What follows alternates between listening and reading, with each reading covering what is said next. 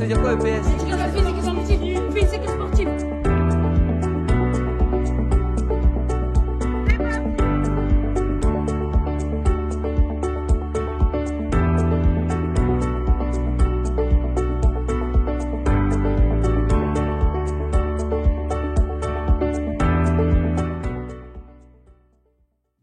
Bonsoir et bienvenue à toutes et à tous. Soirée de l'EPS numéro 3, la dernière soirée de l'année 2024, saison 5. Nous sommes sur notre 31e soirée de l'éducation physique et sportive. Ce soir, on abordera le thème de la place des émotions en EPS. Qui n'a pas déjà vibré en regardant un beau geste sportif ou artistique? Qui n'a pas s'est pas pris pour un grand champion en marquant un panier de basket ou a eu peur en devant réaliser un salto ou en grimpant une voie d'escalade ou tout simplement en étant sur un ring à devoir toucher son adversaire sans se faire toucher. Les émotions font partie intégrante des activités sportives. Elles sont vibrantes ou destructrices. Elles sont ressenties dans le défi contre les autres ou contre soi-même. Dans la course, il y a le jeu d'arriver le premier, mais il y a aussi le jeu de la course-poursuite. Il y a la conquête du ballon dans les sports collectifs, le succès de marquer un panier à 3 points. Mais l'émotion, c'est aussi la maîtrise d'un savoir. Réussir après un apprentissage, un équilibre sur les mains, fait partie aussi des grandes émotions que l'on peut vivre en éducation physique et sportive. Vivre des émotions, c'est aussi l'épreuve, la victoire, contre quelque chose qui semble impossible a priori. Toutes ces émotions accompagnent les pratiques sportives. Elles flirtent avec le débordement, la passion, la joie. Moteur des activités sportives, elles semblent parfois être tout juste tolérées en éducation physique et sportive. Étrange question quand même de se poser la place des émotions en EPS, alors même qu'elles semblent être constituantes des activités sportives et artistiques. Pourtant, l'EPS n'est-elle pas la discipline qui devrait apprendre justement à vivre et contrôler ses émotions? Alors, pour cette soirée avec nous, plusieurs invités que je vous présenterai tout au long de la soirée. Mais pour commencer, pour poser un peu le paysage de la question des émotions, on a avec nous deux invités. D'abord, Georges Vigarello, qui est historien et qui a écrit de nombreux ouvrages, 3 volumes sur l'histoire des émotions avec Alain Corbin et Jean-Jacques Courtine. Bonsoir, Georges Vigarello, et merci beaucoup de ta présence. Et Gilles Ulrich, qui est maître de conférence à Paris-Saclay et qui a travaillé sur la question des techniques et justement dans les registres des technicités, il nous parlera de la place des émotions dans les maîtrises techniques. Bonsoir Gilles et merci beaucoup de ta présence. Alors Georges Vigarello, je vais commencer avec toi. Justement sur ce regard historique. Alors on peut dire que tu as vraiment fait un regard grand angle du point de vue de l'histoire, puisque tu commences très tôt.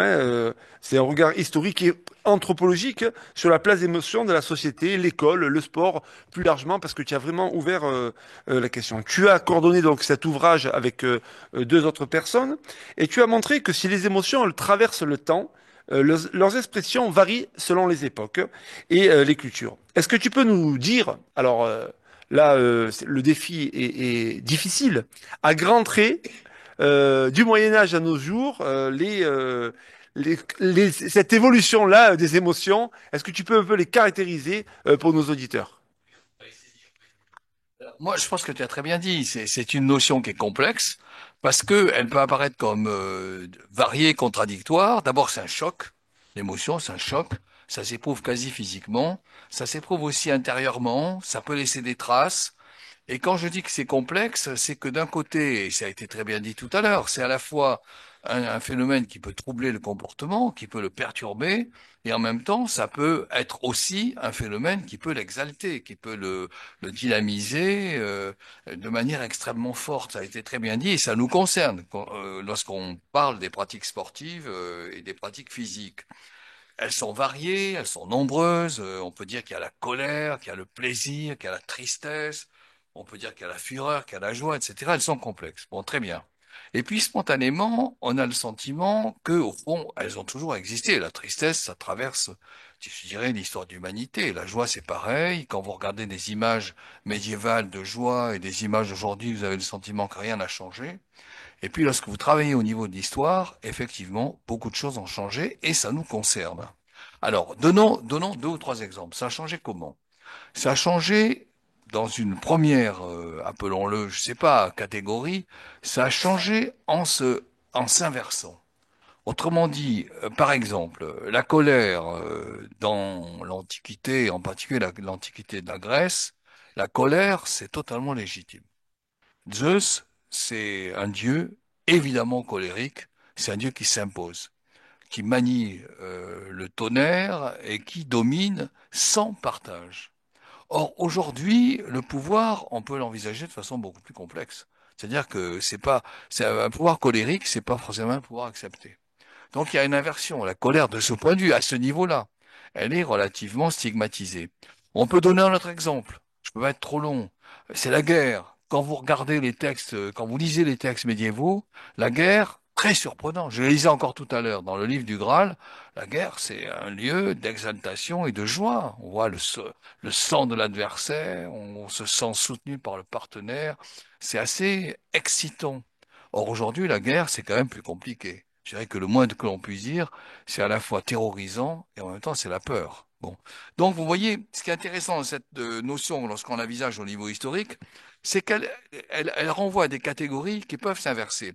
Deuxième exemple très rapide, les grandes exaltations peuvent aussi avoir dans le temps des modulations. Autrement dit, vous pouvez avoir, par exemple, concernant le deuil.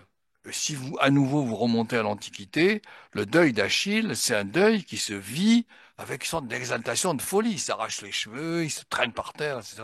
Le deuil, aujourd'hui, c'est vécu de façon beaucoup plus intériorisée, parfois de façon plus intense d'ailleurs, mais indiscutablement beaucoup plus intérieure. Et puis, troisième et dernier exemple, ce qui peut être massif dans les modes de fonctionnement affectif anciens peut se révéler beaucoup plus subtil, beaucoup plus doux. On passe de ce que j'appellerais moi l'exaltation émotionnelle à quelque chose qui est plus hors du sentiment.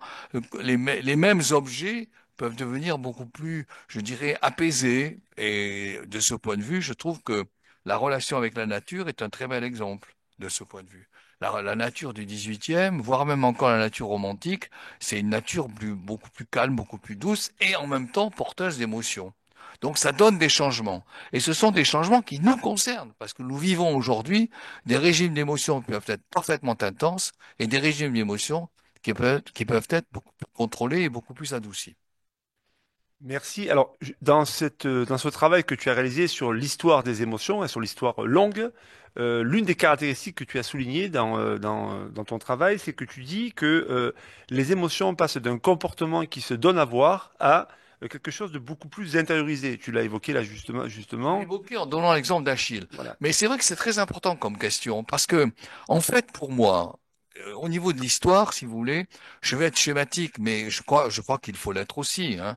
Au niveau de l'histoire, le rapport au corps suit trois grandes dynamiques. La première dynamique, c'est qu'en fait, le corps, c'est un lieu où on s'affranchit. Et les exemples de l'éducation physique le montrent bien. C'est-à-dire que les individus arrivent à se dominer davantage, à se maîtriser. Mais c'est pas l'objet de notre question aujourd'hui. Deuxièmement, ils s'individualisent davantage, les individus. Et autrement dit, ils affirment davantage leur personne, leur singularité, leur particularité, etc. Et troisièmement, ils intériorisent ce qu'ils vivent. Et ils l'intériorisent en donnant une place à l'affect. Alors, il y a mille exemples. L'invention du trauma, qui se, qui émerge en quelque sorte à la fin du 19e, l'invention du trauma, c'est une invention qui montre que les troubles intérieurs peuvent avoir beaucoup plus de force et beaucoup plus d'efficacité sans que vous en soyez conscient. Donc ça se voit pas forcément et en ayant indiscutablement des effets qui peuvent être totalement délétères et dévastateurs. Donc voilà l'intériorité qui s'accentue en termes de volume, si vous voulez. Et en même temps, il y a une prise de conscience aussi que votre intériorité est infiniment plus complexe qu'on ne pouvait le voir auparavant. Par exemple, on prend davantage en compte les conflits intérieurs, on prend davantage en compte le fait que n'ayez pas une sorte d'unité intérieure. Et ça, évidemment, ça ne fait qu'enrichir en quelque sorte le grand volume, à mon avis, de l'intériorité. Et de ce point de vue, si vous voulez, la place en quelque sorte du psychologique, c'est une place qui, à mon sens, indiscutablement grandit. D'accord. Alors, tu disais aussi que, alors là, tu montres sur plutôt, on va dire, sur l'histoire longue, maintenant plutôt peut-être sur le XXe siècle. Quel regard tu portes sur les émotions dans notre société et justement sur cette montée très forte de l'individualisme? Moi, je pense qu'il s'est passé une chose, il s'est passé un double phénomène dans nos sociétés, hein. D'un côté, je le disais tout à l'heure, mais je le dis autrement. D'un côté, c'est la façon dont les individus, contrairement aux apparences, s'affirment beaucoup plus qu'auparavant. Ils ont le sentiment qu'ils ont davantage de légitimité, même si le collectif de ce point de vue n'y répond pas, si vous voulez. Et le collectif, justement, il est davantage émietté qu'auparavant. Mais ils se légitiment davantage. Vous savez, la publicité le montre. J'en cite une, simplement une, parce que je le vaux bien. C'est une extraordinaire conquête. C'est une folle illusion et c'est une extraordinaire conquête. Parce que je le vaux bien, ça veut dire, mais je suis légitime d'acheter. Je vois pas pourquoi on me l'interdirait. Vous voyez? Donc ça, c'est extrêmement fort et c'est la première chose dont je voulais parler. La deuxième, c'est qu'à partir du moment où la place de l'individu croît, j'y reviens, la place de l'intériorité croît. La place de votre propre, au fond, espace intérieur croît. Et ça entraîne des conséquences infiniment plus importantes, on ne le croit. Première conséquence, l'émiettement. Et nous sommes effectivement en mal d'arriver à obtenir des convergences aujourd'hui. Pourquoi? Parce que les sous-groupes, les individus se légitiment, comme je le disais à l'instant. Et la deuxième, c'est que il y a une confrontation beaucoup plus grande entre l'affirmation individuelle et l'interdit social. Par exemple, si on prend l'exemple de l'entreprise, je trouve que l'entreprise fonctionne avec un mépris absolument majeur à l'égard des individus. Renvoi au chômage, la manière de diriger sans problème, etc. Or, alors que face à cela, les individus sont en quête d'affirmation. Vous voyez, donc ils sont choqués par quelque chose qui d'un côté, leur interdit, et par quelque chose qui, de l'autre côté, leur disent, mais tout est possible. La publicité vous l'autorise. Vous passez devant une banque, vous voulez partir? Rentrez, on part. Vous voyez? Et ça, je trouve qu'on n'en prend pas suffisamment conscience. C'est une contradiction extrêmement grave. Ça me fait penser au livre je terminerai là-dessus, ça me fait penser au livre de Rosan Vallon, un des derniers livres, qui insiste sur le fait que, au fond, il faut prendre en compte l'histoire de chacun. Alors Gilles Urich, toi, tu es maître de conférence à Paris-Saclay et je disais justement en introduction que tu as travaillé sur les registres de technicité. Est-ce que tu peux nous dire un peu qu'est-ce que ça signifie, quel travail tu as mené sur ces différents registres? Alors, avant de parler des registres, mais on va l'aborder, hein. Voilà, il n'y a pas de souci. D'abord, dire sur quel angle je me place. Donc, nous, on n'a pas. Alors, j'ai travaillé beaucoup et donc publié quand même beaucoup sur la question des émotions. Nous, c'est pas notre point de départ. Nous, notre point de départ, c'est de s'intéresser aux pratiques physiques, sportives et artistiques et donc, du coup, dans une perspective technologique et donc d'aller interroger les techniques dans ces pratiques. Et en s'appuyant d'ailleurs sur des définitions Mhm. de genre, sur la Mhm. question des techniques. Voilà, mais progressivement, et on en parlait tout à l'heure, progressivement s'installe cette appréhension qu'on a de se dire il se passe quelque chose, c'est-à-dire que dans les pratiques physiques, sportives et artistiques, on va en parler tout au long, il y a effectivement, et tu l'as dit en introduction, il y a un certain nombre de rapports aux émotions qui se créent, et donc les pratiques portent, ou en tout cas mettent en œuvre, ou en tout cas ont dans la pratique des émotions, font vivre des émotions à nos élèves. Donc ça c'est le premier point. Et on n'a pas préparé, mais pour nous, alors maintenant je mets la casquette du psychologue, et donc en clinique de l'activité, on parle des affects. Et donc du coup, au-delà de la, enfin au-delà, en tout cas, dans cette mise en relation avec les émotions, il y a quelque chose dans les pratiques physiques, sportives et artistiques de nos élèves, mais au-delà, qui prend corps, allez, c'est le moment de le dire, autour des affects, par les affects. Pourquoi on dit ça? Parce que, en fait, le corps, il est dans l'activité, il n'est pas en activité. Et donc, du coup, le corps, il est en activité, il vit en activité. Et pour reprendre ce que disait Georges tout à l'heure, les affects se manifestent dans le dedans de la personne. Donc, c'est peut-être quelque chose qu'on a du mal à percevoir et qu'on essaye d'objectiver, nous, en tant que prof de PS, si on se pose en tant que prof de PS. Mais il y a cette idée que, il y a quelque chose qui se passe du dedans mais quelque chose qui se passe du dedans qui est de l'ordre de l'énergie à créer. C'est-à-dire que ça crée de l'énergie, certainement, ces affects. Et pourtant, Et c'est ce qu'on disait, on l'a mis de côté pendant un certain temps en disant, ben non, il se passe rien, on maîtrise des techniques quand on est dans les pratiques physiques, sportives et artistiques, et puis on va pas plus loin. Je regarde Sylvaine, elle en parlera bien mieux que moi plus tard. Donc il y a ce premier point de vue. Et donc du coup, par rapport à ce point de vue, alors on dit par exemple, mais un élève en colère, c'est un fait psychique, mais en fait, c'est comment on arrive à voir la colère dans le geste, c'est-à-dire dans la pratique. L'expression de la colère, c'est pas seulement l'expression de la colère en dehors de la pratique, c'est l'expression de la colère dans la pratique. Et du coup, comment on s'en empare, nous, en tant que prof de PS. Alors, on a, nous, dans une perspective technologique, effectivement, dégagé deux ou trois éléments qui nous permettent de comprendre. Et à l'intérieur de ça, il y a la question des registres de technicité, c'est-à-dire que les émotions, ça se manifeste à la fois dans la maîtrise des pratiques, si on est sur le premier registre de technicité. Et quand on parle de registre de technicité, c'est comment on s'empare des techniques, et des techniques dont on a pu parler historiquement. Donc sur le registre de maîtrise, bah oui, les émotions s'expriment. C'est-à-dire que les émotions s'expriment quand je réalise une passe, quand du coup je réalise un plaquage quand je suis au rugby. Moi, je vais parler plutôt de rugby. On va parler de la danse un peu plus tard. Et donc, du coup, les émotions s'expriment systématiquement, même dans les gestes qu'on réalise. C'est-à-dire que les gestes réalisés sont chargés de ces émotions.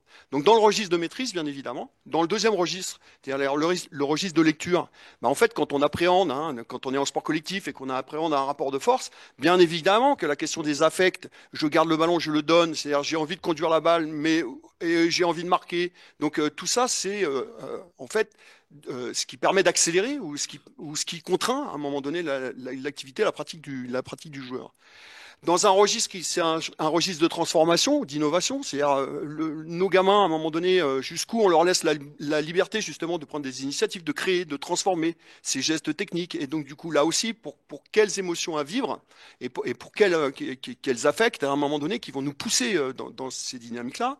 Et puis, bien évidemment, sur le dernier registre, et très souvent en EPS, je pense qu'on met de côté cette dynamique. Alors, c'est pas ça. On met pas de côté.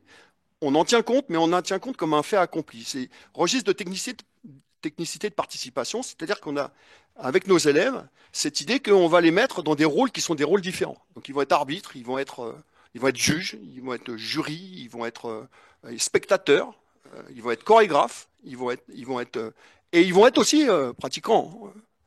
Mais chaque rôle, en fait, est envahi des affects qui sont des affects à vivre. Je suis arbitre, je suis élève arbitre avec mes pairs, j'arbitre mes pairs, je suis chargé, bien évidemment, d'affects. Et donc, du coup, comment j'arrive à les mobiliser, à les contrôler, à faire en sorte que ce soit, à un moment donné, un carburant de mon activité, c'est-à-dire, on pense que les affects, justement en psycho, on se dit, les affects, à un moment donné, c'est certainement le carburant de l'activité d'un individu, et notamment autour de la question des motifs d'agir. Bref, j'en reparlerai un petit peu après, mais voilà. Parfait, merci. Georges Vigarello, c'est vrai que la technique et l'émotion, ça n'a pas été toujours une relation évidente, voire presque, on pourrait dire, antinomique. Pourtant, comment dissocier la question de l'émotion de la technique, notamment dans les activités sportives, puisque elle est ni plus ni moins que souvent la résultante de la maîtrise technique, ou en tout cas de la réalisation technique. Non, mais évidemment, c'est indissociable, mais ça a été très bien dit à l'instant. C'est indissociable et ça l'est encore davantage il y a une prise de conscience aujourd'hui de la psychologie quand même. Il y a une présence indiscutable de la façon dont les individus vivent leurs propres affects. Regardez, lorsqu'il y a un accident, aussitôt, vous avez l'intervention du psychologue pour essayer d'éviter le trauma. Vous voyez, il y a une présence de ça qui me paraît très forte.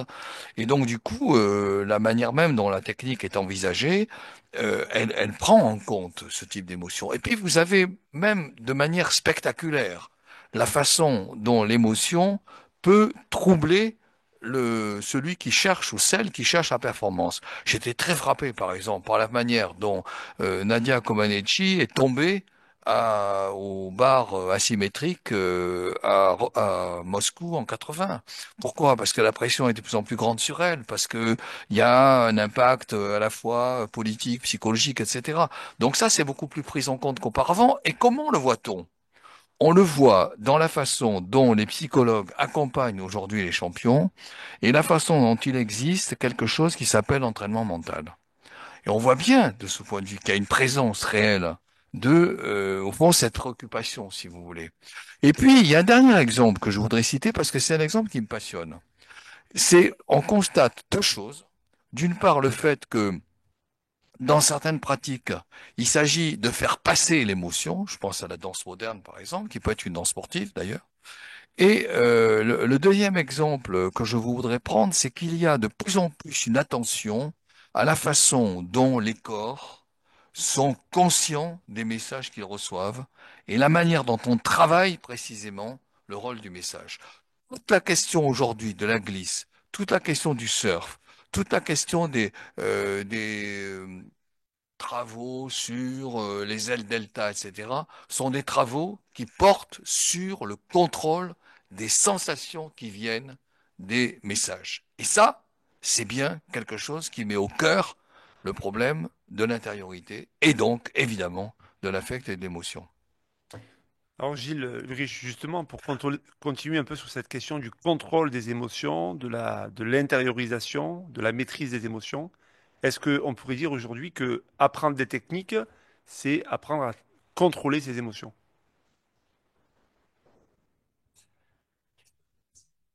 En fait, je me suis demandé si c'est contrôler, est-ce qu'il faut vraiment contrôler ses émotions ou est-ce qu'il faut s'en emparer? Ce qui est en fait une dimension différente. C'était la question de la passion à l'époque classique. Ouais, c'est Qu'est-ce ça. qu'on fait de la passion? Voilà. Absolument. Et donc, du coup, comment on s'en empare? Mais nous, en EPS, comment on s'empare? Comment nos élèves s'emparent de ces émotions? On l'a souvent mis de côté parce que, dans une perspective un peu cognitiviste, on va dire, bah, nos élèves vont réfléchir, vont exécuter, et puis ça se passe de manière prévue. Et donc, ils vont réagir comme on le prévoit. Le travail qu'on a mené avec Daniel il y a quelques années, avec Daniel Boutier, hein, dégage dans l'activité du sujet en pratique en fait cinq facettes aussi de l'activité. Et sur ces cinq facettes, alors il y a une facette attentionnelle, décisionnelle, on ne va pas revenir dessus sur l'expression du potentiel athlétique, mais il y a une mise en relation entre la facette exécution motrice et maîtrise de soi. Et donc, du coup, cette articulation entre exécution motrice et maîtrise de soi, ça vient interroger effectivement les affects ou les émotions dans le geste qui est réalisé. Je prends un exemple. J'ai un élève qui démarre le rugby. Il est débutant, il rentre en sixième, il commence à faire du rugby. Et puis, il a pour la première fois de sa vie, il rentre en possession du ballon. Chose incroyable. Bon, déjà, un ballon un peu bizarre, mais enfin bon. Et puis, qu'est-ce qu'il voit sur lui? Il voit arriver une meute en face de lui, voilà, constituée de maillots qui ne sont pas le même que celui qu'il porte. Et il se dit, bon, il se passe quelque chose. Et donc, du coup, moi, mon geste technique, c'est-à-dire le geste de la passe, puisque tout le monde lui dit, passe-moi le ballon, passe-moi le ballon. Qu'est-ce qu'il fait? En fait, en règle générale, il balance le ballon par-dessus l'épaule. C'est assez marrant parce qu'en rugby, ça peut être une passe du plus haut degré d'expertise, mais c'est aussi la passe du débutant. Et pourquoi il fait cette passe par-dessus l'épaule? Parce qu'il ne veut pas perdre de vue la meute qui arrive dessus et que donc du coup, il veut contrôler, charger des émotions et des affects qui l'animent. Il veut contrôler ce qui se passe en face de lui et surtout ne pas être pris.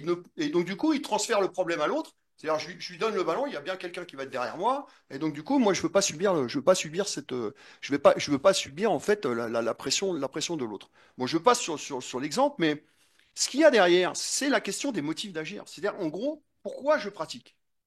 Pourquoi je pratique? Et nous, les questions qu'on devrait se poser certainement en EPS, qu'on se pose, hein, mais, mais peut-être de manière un peu implicite, mais qui deviennent explicites, mais en fait, pourquoi je fais de la course de durée?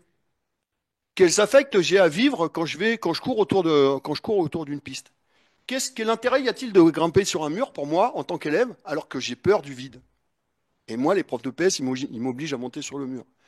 Qu'est-ce qui me pousse à m'engager dans le plaquage en rugby alors que je sais que ça peut me faire mal?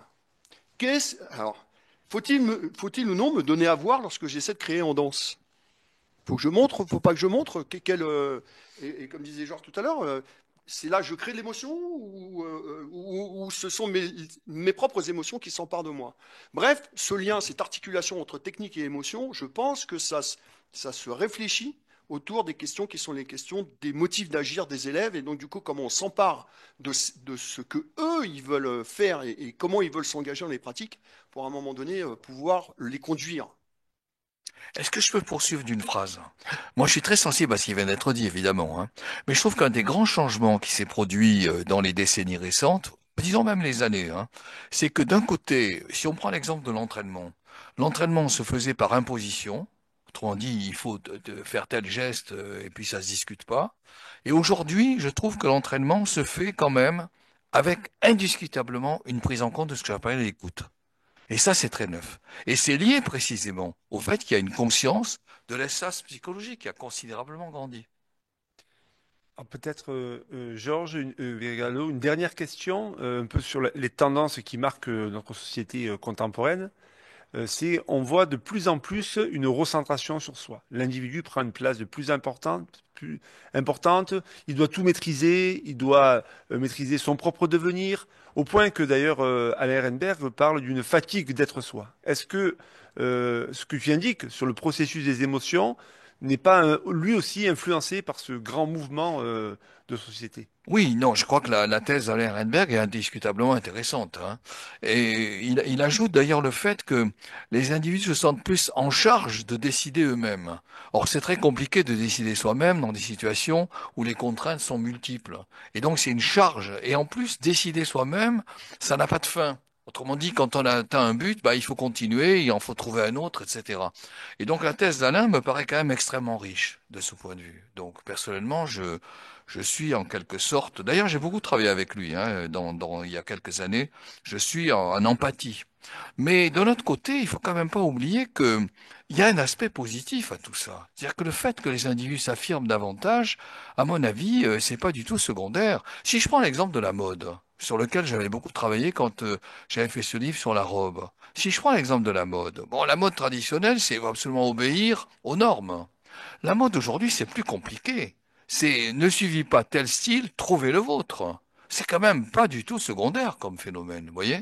Donc à la fois, il y a ce phénomène d'Alain Ehrenberg que j'apprécie complètement, et en même temps, il faut pas oublier cette part qui est celle d'une conquête quand même, d'une vraie conquête de l'affirmation individuelle. Merci à tous les deux. Alors, avant de continuer de rentrer au cœur d'une pratique en EPS, et puisqu'on a commencé à l'évoquer, un petit détour par l'actualité de l'éducation physique et sportive, qui est toujours autant chargée. Donc, une interview de Coralie Bénèche, notre co-secrétaire générale du SNEP FSU.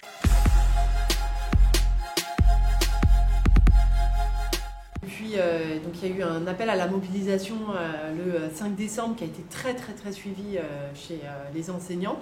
Et cette semaine, on a poursuivi la mobilisation avec une manifestation à Paris aujourd'hui qui était aussi réussie, même si elle était un peu moins que la semaine dernière. On sent bien que chez les enseignants notamment, il y a une grande colère contre toutes les mesures qui sont prises aujourd'hui et qui visent finalement à détruire tous les métiers de la fonction publique. Et on sait aussi que toutes les questions salariales sont des questions centrales dans les préoccupations et que avec le ministre Kasbarian, même si aujourd'hui on est avec un gouvernement démissionnaire, il y avait les 3 jours de carence, la couverture à 90%, mais aussi dans la fonction publique de manière générale, le gel du point d'indice et l'annulation de la suppression de la JPA. Ce qui est étrange aujourd'hui, c'est qu'après avoir communiqué tous les jours quasiment sur l'héritage des Jeux Olympiques et Paralympiques, aujourd'hui il ne se passe plus rien à l'éducation nationale par exemple, hormis la question des 30 minutes d'APQ ou des 2 heures de sport que les ministères avancent comme héritage des JOP. Sauf qu'on sait très bien que les 2 heures de sport n'ont pas du tout fonctionné et n'ont pas du tout atteint le public cible et que les 30 minutes d'APQ mettent en danger l'éducation physique et sportive à l'école primaire. Et donc, nous, en tout cas, au-delà de la question des 4 heures de PS pour toutes et tous, qui nous semble le seul moyen de faire accéder tout le monde à une culture sportive et de lutter contre la sédentarité, il nous semble qu'il serait beaucoup plus pertinent, par exemple, d'expérimenter et en tout cas de rendre obligatoire 4 heures dans les établissements REP+, qui serait beaucoup et qui concernerait tous les élèves, alors que le dispositif 2 heures de sport ne va concerner que 20 élèves dans les établissements scolaires. Pour nous, ça serait des premières mesures importantes. Et puis aujourd'hui, en tout cas dans l'actualité, dans la suite de la campagne de l'éducation physique et sport pour l'éducation physique et sportive que le SNEP mène maintenant depuis plusieurs années sur la question des 4 heures, il nous semble que la question des conditions de travail et donc de nos équipements sportifs qui sont nos salles de classe est une question de première importance. Et c'est pour ça que le SNEP va lancer, en tout cas dès le mois de janvier, un grand bilan des équipements sportifs, puisque sans équipements sportifs, on ne fait rien, ou alors on s'adapte quand ce sont des cours, quand c'est un terrain où il n'y a pas grand-chose dessus. On est obligé constamment de s'adapter. Alors, on va continuer cette soirée de l'éducation physique sur la place des émotions en EPS avec une professeure de PS, donc Fanny Richaud, qui est prof de PS de l'Académie d'Aix-Marseille. Et on a beaucoup parlé, Fanny, de la question de la maîtrise de ses émotions, de la gestion de ses émotions. La question que j'avais de te poser, c'est vrai que donc toi, tu enseignes la savate boxe française. Pour tous ceux qui ont déjà fait de la savate boxe française, lorsque tu montes et que tu dois faire un assaut contre quelqu'un, il y a cette question de justement cette maîtrise-là des émotions, la gestion des émotions, le fait à la fois d'accepter de devoir donner un coup, mais aussi de s'en prendre un. Comment tu travailles sur cette question-là de ces émotions qui sont éminemment parfois paralysantes du point de vue du jeu de boxe? Ben oui, question très intéressante en effet en boxe. Donc la gestion des émotions en boxe est quelque chose. Donc je vous ai préparé un petit diaporama et des petites vidéos d'élèves qu'on va pouvoir lancer pour répondre à cette question. Et donc la gestion des émotions en boxe, c'est quelque chose de primordial évidemment à appréhender dans la conception de mes séquences d'apprentissage pour permettre à nos élèves de progresser dans cette activité et de vivre une expérience culturelle marquante dans leur parcours de formation. Il ne faut pas ignorer ces émotions, comme on l'a dit. Il faut donc en comprendre l'importance dans la pratique de la boxe. Essayer d'identifier le comportement qu'elles vont provoquer chez les élèves et ensuite essayer de réfléchir et d'identifier les paramètres sur lesquels on va pouvoir jouer pour accompagner les élèves dans la gestion de ces émotions et s'en servir pour qu'ils vivent une expérience positive, leur permettant justement de progresser dans cette activité.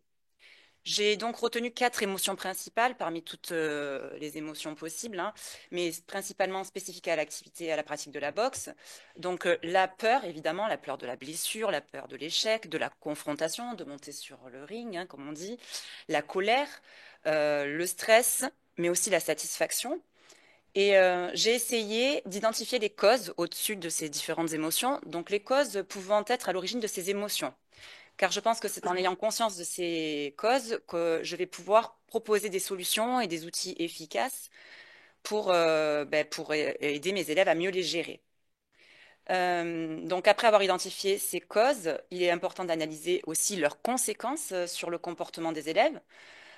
Ces conséquences, elles peuvent être complètement positives avec la provocation de l'augmentation de la vigilance, c'est un exemple. Ça peut être aussi l'augmentation de la motivation, mais il faut aussi avoir conscience qu'elles peuvent être négatives et créer un refus de pratiquer, un refus de la confrontation, un refus de travailler, ou alors des réactions impulsives, et de diminuer aussi la qualité des gestes moteurs. Donc ce qui est important, c'est que les élèves vivent une expérience culturelle signifiante, et pour ça, il faut 2 conditions. Tout d'abord, qu'il y ait un engagement moteur de leur part, et qu'ils gardent une trace positive. Donc je vais me servir de ces émotions pour créer ces conditions. Donc là, je vais utiliser 4 paramètres sur lesquels je peux jouer et je vais focaliser sur un. Donc rapidement, je vais passer sur les 3 autres, l'aménagement de l'espace, l'évaluation et les pouvoirs donnés aux élèves. Et moi, je vais me focaliser vraiment sur les vidéos que je vais vous montrer, sur les situations d'apprentissage. Donc Voilà, c'est cette analyse-là qui va nous permettre cela. Donc rapidement, l'aménagement de l'espace, j'y viens un petit peu parce que vous allez le voir dans les vidéos et c'est important pour que vous compreniez un petit peu mon choix. Je pars de la référence culturelle parce que c'est quelque chose qui va créer de l'émotion chez les élèves. Donc le ring avec le carré, les coins rouges, bleus qui servent de repère pour moi, enseignant, hein, pour faciliter mon organisation, mais qui va également servir de repère à mes élèves tout en ayant du sens. Ça va être quelque chose de rassurant au fil des leçons et qui va aussi éviter et limiter les débordements et les déplacements inutiles. Ensuite, je vais focaliser mon intervention sur les situations d'apprentissage. Donc sur l'aspect ludique, surtout en échauffement. Pour qu'il rentre en activité, on va partir de quelque chose qui va créer une émotion positive. Donc une entrée dans l'activité ludique avec, on peut peut-être... possible. Voilà, donc là on est sur un face-à-face, un duel avec des élèves qui touchent l'épaule. On voit la joie sur certains, mais on voit aussi une élève qui refuse de pratiquer derrière, qui a un peu de mal à rentrer dans l'activité. Donc on peut aussi partir sur du face-à-face, mais on peut aussi partir sur des situations ludiques, collectives, même si on est en boxe sur un face-à-face. On peut détourner cela, et la jeune fille qu'on voyait tout à l'heure pas pratiquer, dans la situation... en collectif, en jeu collectif, elle a le sourire et elle s'engage. Là, peuvent être 4, ils peuvent être 5, ça dépend des formes de regroupement. C'est un chat, hein. Alors on peut partir sur des éperviers, on peut partir sur des loups glacés, tous les jeux traditionnels et les adapter à la boxe. C'est quelque chose que les élèves connaissent, qui crée une émulation et des émotions positives qui vont donc favoriser l'engagement et l'entrée en activité des élèves. On peut aussi jouer sur les formes de regroupement. On va commencer par des formes plutôt affinitaires et ensuite créer des groupes de besoins, échanger en fonction. C'est notre rôle d'enseignant qui est très important là aussi de repérer les émotions négatives, ce qui peut aider les élèves. On est là pour ça. Donc voilà. Après l'échauffement, il y a un passage obligatoire par un travail en boxe, je pense, en coopération, avec différents niveaux de difficulté selon le profil des élèves et selon leurs besoins.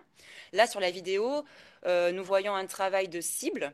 Donc, ce type de travail fait encore une fois référence à la culture de l'entraînement de boxe, vous savez, avec les PAO, la patte d'ours. Donc, ça a du sens pour les élèves. Et généralement, ce genre de situation, ça permet l'engagement de tous, y compris de ceux qui ont peur du contact physique et de toucher l'autre, puisqu'on demande aux élèves de toucher dans les gants et pas directement le corps de l'autre. Donc voilà, ça permet vraiment un travail à tous les élèves. Mais par contre, ce travail, j'essaye de faire en sorte qu'il soit bref, parce que selon moi, le fait de demander de toucher les gants et pas le corps de l'autre, on aseptise l'activité et on n'est pas là, enfin je ne suis pas là pour apprendre aux élèves à toucher les gants, je suis là justement pour qu'ils se touchent entre eux. Donc, le travail peut se faire avec des cibles réelles, et là on le voit, et réglementaires, donc directement par le corps de l'autre, accepté. Donc là, il y en a un qui travaille de manière technique, ces différents coups, et l'autre qui apprend à gérer ses émotions, à accepter d'être touché au front, au ventre, sur les cuisses. Voilà.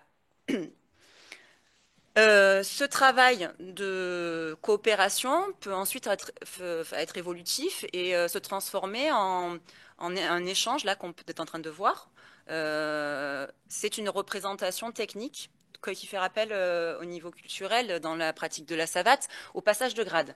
Et donc là, les élèves font une démonstration technique de ce qu'ils ont appris et permettent de s'engager sans avoir cette peur de la confrontation. Après le travail comme ça de coopération, il y a un travail obligatoirement d'opposition modérée avec une augmentation progressive de l'incertitude, l'incertitude qui est un des paramètres qui crée les émotions aussi et la gestion du stress. Donc il existe beaucoup de situations d'apprentissage possibles. Là j'en présente une, mais il y en a bien d'autres. Là c'est une situation d'assaut à thème avec des contrats et l'utilisation des cliquets. 2 élèves boxent pendant que 2 autres élèves observent. Un observateur pour chacun. Tu fais référence à des cliquets, c'est quoi ça Oui, c'est des cliquets, des compteurs manuels. Ah d'accord, pour compter on les va points. les voir après. Okay. Et donc là, un cliquet pour compter par exemple les touches positives, un autre pour compter les touches négatives. Et là, j'essaye en fait de focaliser les élèves sur autre chose que toucher plus que l'autre, de gagner le match qui va peut-être créer de la colère ou autre chose. J'essaye d'orienter d'autres émotions et chercher la satisfaction d'un contrat réussi, de améliorer son contrat en donnant des contrats accessibles à chacun, augmenter le nombre de touches positives par rapport au nombre de touches négatives, donc le nombre de touches réglementaires. Vous voyez, les élèves à la fin viennent regarder sur les cliquets, ils ont leurs résultats immédiats, voir s'ils ont progressé. Et donc, ils sont pas en train de dire c'est moi qui ai gagné ou perdu, c'est autre chose. Et enfin, évidemment, je finis toutes mes leçons par des assos en situation, hein, vraiment des assos libres, en contexte, avec, bon, pour moi, ça doit avoir une place importante, hein, ces assos-là. Ils permettent à chacun de pouvoir s'exprimer et ils permettent aussi de mettre vraiment en lumière les différents rôles sociaux dont on parlait tout à l'heure, les arbitres, les juges et évidemment les tireurs. Donc là, c'est le cadre, l'organisation spatiale que vous voyez, les repères qui vont être très importants et qui vont rassurer les élèves. Donc là, vous voyez l'arbitre au centre qui donne ses commandements. Vous avez les deux tireurs, un qui est au coin rouge, l'autre qui est au coin bleu. Vous avez le juge qui lève la main parce que l'arbitre a demandé s'il était prêt. Voilà, il y a toute une organisation et un protocole avec une gestuelle des élèves aussi, leur donner l'assurance avec cette gestuelle pour que ces arbitres sachent qu'ils ont un rôle vraiment important. Et les élèves se sentent du coup en sécurité, se sentent surveillés, bien comprendre que l'arbitre est là pour assurer la sécurité des tireurs et pas pour donner un jugement, que ça c'est le rôle du juge. Voilà, c'est deux rôles vraiment bien différents et bien distincts. Et ça, c'est notre rôle en tant qu'enseignant, hein, de leur expliquer. Notre discours est très, très important. Il va permettre, donc, moi, normalement, je me situe, vous voyez, il y a un couloir au milieu de mes petites enceintes et je circule dans ce couloir-là et j'accompagne mes arbitres dans leur gestuelle, dans les réponses qu'ils donnent. Quand ils ont du mal à intervenir, j'essaye de les encourager là-dessus. Donc ça, c'est important, leur donner vraiment de l'assurance, apprendre à repérer un regard qui change, une colère qui arrive pour arrêter au bon moment. C'est des choses très, très importantes. Et là, ces élèves-là, ils ont 3 leçons. Trois leçons, donc là, c'est la 4e. Il y a des élèves qui n'ont jamais vécu de cycle de boxe et il y en a certains qui en ont déjà vécu en 6e. Ce sont des élèves de 5e. Donc, pour vous situer un petit peu ce qu'on peut arriver quand même à faire. Voilà. Là, l'importance, voilà, là, il y a un petit passage où il y a vraiment 2 élèves qui s'engagent, le surengagement dont on parlait tout à l'heure, quand les élèves, voilà, ils s'engagent vraiment, ils ont tendance à même se jeter un petit peu, ça peut être un peu puissant. Et là, on a l'arbitre qui intervient vraiment bien et qui permet de reposer un petit peu le cadre, de séparer un peu les élèves, et puis ça repart, et ça leur permet du coup de finir cet assaut jusqu'au bout et d'avoir le résultat à la fin et sans qu'il y ait eu de débordement. Voilà. Donc c'est quelque chose de très très important. Merci Fanny. Et juste vous dire que ce que j'ai abordé là sur les situations d'apprentissage, c'est aussi quelque chose qui peut être réinvesti dans l'évaluation et pouvoir proposer différents types d'évaluation en duo, en passage de grade ou en assaut. C'est quelque chose qui va permettre aux élèves, quel que soit leur profil et les émotions qu'ils éprouvent, de pouvoir s'exprimer et de pouvoir vraiment voilà, s'exprimer et pouvoir avoir quelque chose sur une évaluation, pouvoir évaluer tous les élèves sans qu'il n'y en ait aucun qui se mette de côté. Merci. Bon, ça sert un peu aussi de teasing à une soirée de l'EPS qu'on a prévue sur les box, qui sera sans doute au mois de mai. Donc, écoute, sans doute qu'on te réinvitera pour prolonger Avec plaisir. plus en profondeur cette question-là. Gilles, je me tourne un peu vers toi par rapport à ce qu'on a évoqué, les registres des technicités. Là, on voit des échos très forts avec tout ce que tu as pu développer. Bah, alors, par rapport au registre, on voit bien que, alors déjà, les élèves mobilisent hein, les différents registres là. Donc, ils sont dans le registre de maîtrise, ils sont à la fois dans le registre de participation sur les différents rôles qu'ils peuvent occuper, et donc du coup, mais des rôles qui sont définis, déterminés, contrôlés, conduits. C'est-à-dire que c'est pas des rôles seulement dont on dit qu'ils devraient être Voilà, et je pense qu'en EPS, on a certainement à s'emparer de cette dimension-là, et donc du coup des techniques, la technique de l'arbitre. C'est-à-dire que là, on voit bien qu'il a interrogé la technique de l'arbitre, qui intervient au moment où il faut intervenir, qui redonne des consignes, qui replace, et donc du coup, il joue très clairement son rôle d'arbitre. Donc là, il est dans un registre de technicité de participation qui permet à lui de comprendre la pratique et aux autres de la pratiquer. Donc il y a aussi cette dimension qui est cette dimension de permettre l'engagement, l'arbitre qui permet l'engagement, ce qui est pas souvent repensé, notamment quand on est dans les sports collectifs. Et puis bien évidemment, hein, c'est cette question de la lecture, de l'appréciation, bah, il vaut aussi pour l'arbitre, il vaut aussi pour les deux combattants. Et donc là encore, hein, on voit bien que bah, certains sont un petit peu contraints par les émotions qu'ils vivent et donc ils vont refuser un peu l'engagement, mais au final ils y vont. Et puis les autres qui sont presque sur le surengagement, mais vont être dans cette capacité à se contrôler. Donc moi je trouve que c'est extrêmement intéressant sur la question des registres. Et pour donner deux ou trois autres éléments, quand même, la place de l'analyse de la pratique est déterminante. C'est-à-dire connaître, nous, en tant qu'intervenants, la pratique qu'on propose à nos élèves, c'est quelque chose de déterminant. Et donc, du coup, je suis très sensible, bien évidemment, à ces aspects qui sont des aspects culturels, le ring, les coins, les couleurs, les élèves qui se déplacent dans un espace qui est un espace cadré, comme la pratique sociale de référence la propose, des modes de pratique qui se rapprochent des pratiques sociales, c'est-à-dire que les élèves donnent on parlait du sens, les motifs d'agir, ils sont là, c'est-à-dire autour de, bah, on fait de la boxe. On ne fait pas une version euphémisée, complètement édulcorée de la pratique. Non, non, non, non, on va se confronter à la pratique. C'est comme quand on fait du rugby, si on se dit, bah, tiens, on fait du rugby sans à un moment donné être en contact. C'est-à-dire juste on se regarde. Bah, on fait pas du rugby, on fait un peu autre chose. Et puis deux ou trois éléments, quand même. Du coup, là, ce qui est extrêmement intéressant aussi, c'est quand tu dis je circule, je regarde et ainsi de suite, mais du coup, sur quels signes tu t'appuies qui permettent à l'enseignant de considérer le poids des affects. Parce que deux phrases, un regard qui change, eh ben c'est quelque part un signe qui me permet à moi de dire bah, les élèves sont en train effectivement d'exprimer quelque chose. Et de la même manière, une colère qui monte, on sait très bien, nous, alors même si on change de cadre, mais on sait très bien qu'en rugby, quand un élève commence à parler à l'arbitre, quand il commence à se relever, à se redresser, à regarder ce qui se passe en face, sans être forcément dans son activité, qui est son activité de joueur de rugby, on sait qu'il est en train de sortir. C'est-à-dire qu'on sait que là, il manifeste des émotions qui risquent de le déborder. Bref, pour l'enseignant de PS, l'idée dans ces registres d'aller repérer des signes de l'activité des élèves, ça me semble effectivement extrêmement riche. Merci Gilles. Alors nous continuons cette soirée-là en accueillant trois nouveaux invités sur notre plateau, deux en présentiel et un en ligne. On va commencer par celui qui est en ligne. Donc bonsoir Jérôme Visioli. Alors maintenant tu es maître de conférence à l'université de Brest et on t'a invité ce soir justement à partir d'un ouvrage que tu as publié avec Oriane Petiot. On reviendra tout à l'heure.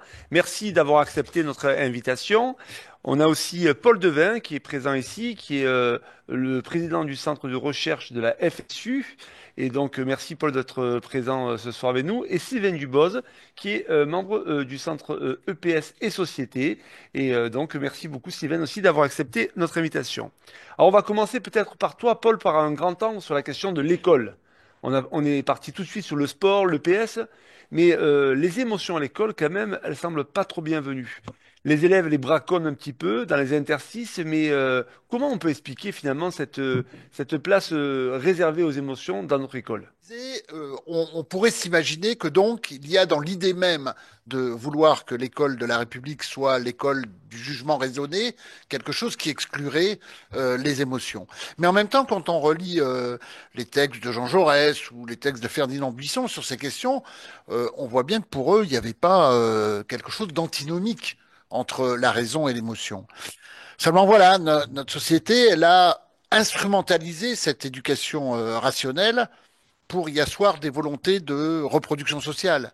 Et elle a construit une représentation de l'émotion comme témoignant de l'incapacité des classes populaires à l'intelligence du raisonnement. Et les normes à ce moment-là qui ont été produites, les normes qui se sont imposées à l'école, c'est celle de la capacité de l'élève à taire ses émotions, de celle en fait d'une volonté d'édicter une espèce de civilité bourgeoise qui considère l'émotion comme inconvenante, voire comme dangereuse. L'émotion, c'était le risque d'affaiblir la discipline, l'ordre. L'émotion, c'était le risque de l'expression par les enfants des milieux populaires de leurs conditions de souffrance, d'humiliation, d'injustice. Et la volonté de construire le jugement raisonné s'est confondue avec une sorte de domestication de la pensée qui s'est faite au mépris, je dirais, aux dépens et au mépris des émotions. Bon, on doit réussir évidemment à dépasser ce clivage. Et je crois qu'aujourd'hui, il faut qu'on soit capable de faire vivre dans nos classes, je dirais, une dialectique de l'émotion et de la raison, et qu'elle soit capable de ne jamais s'opposer, de jamais exclure les choses, mais au contraire de vouloir permettre aux élèves de permettre de respecter l'émotion de l'élève, mais pas dans un respect comme ça, là, juste un peu naïf, un peu béat, mais dans la perspective de pouvoir lui donner un sens nouveau, dans la perspective de pouvoir la dépasser, la comprendre, et évidemment, dans une perspective qui fait qu'à ce moment-là, l'émotion, au lieu de s'opposer dans les représentations qu'on pourrait avoir à la construction d'un jugement raisonné, elle est au contraire un vecteur de l'émancipation. Tu fais partie d'une organisation, la FSU, d'un centre de recherche qui a très tôt défendu la place de l'émotion, même de la joie au sein de l'école. Et je fais référence aux travaux de Snyders sur la joie à l'école. Est-ce que tu peux nous en dire un peu plus sur justement ce travail-là, cet auteur, et sur votre idée de la joie à l'école? Alors c'est vrai que l'Institut de recherche de la FSU a la fierté quand même d'avoir publié le dernier livre de Snyders, J'ai voulu qu'apprendre soit une joie. Snyders y affirme qu'apprendre avec confiance et allégresse, je cite ces mots-là, c'est fondamentalement une question politique.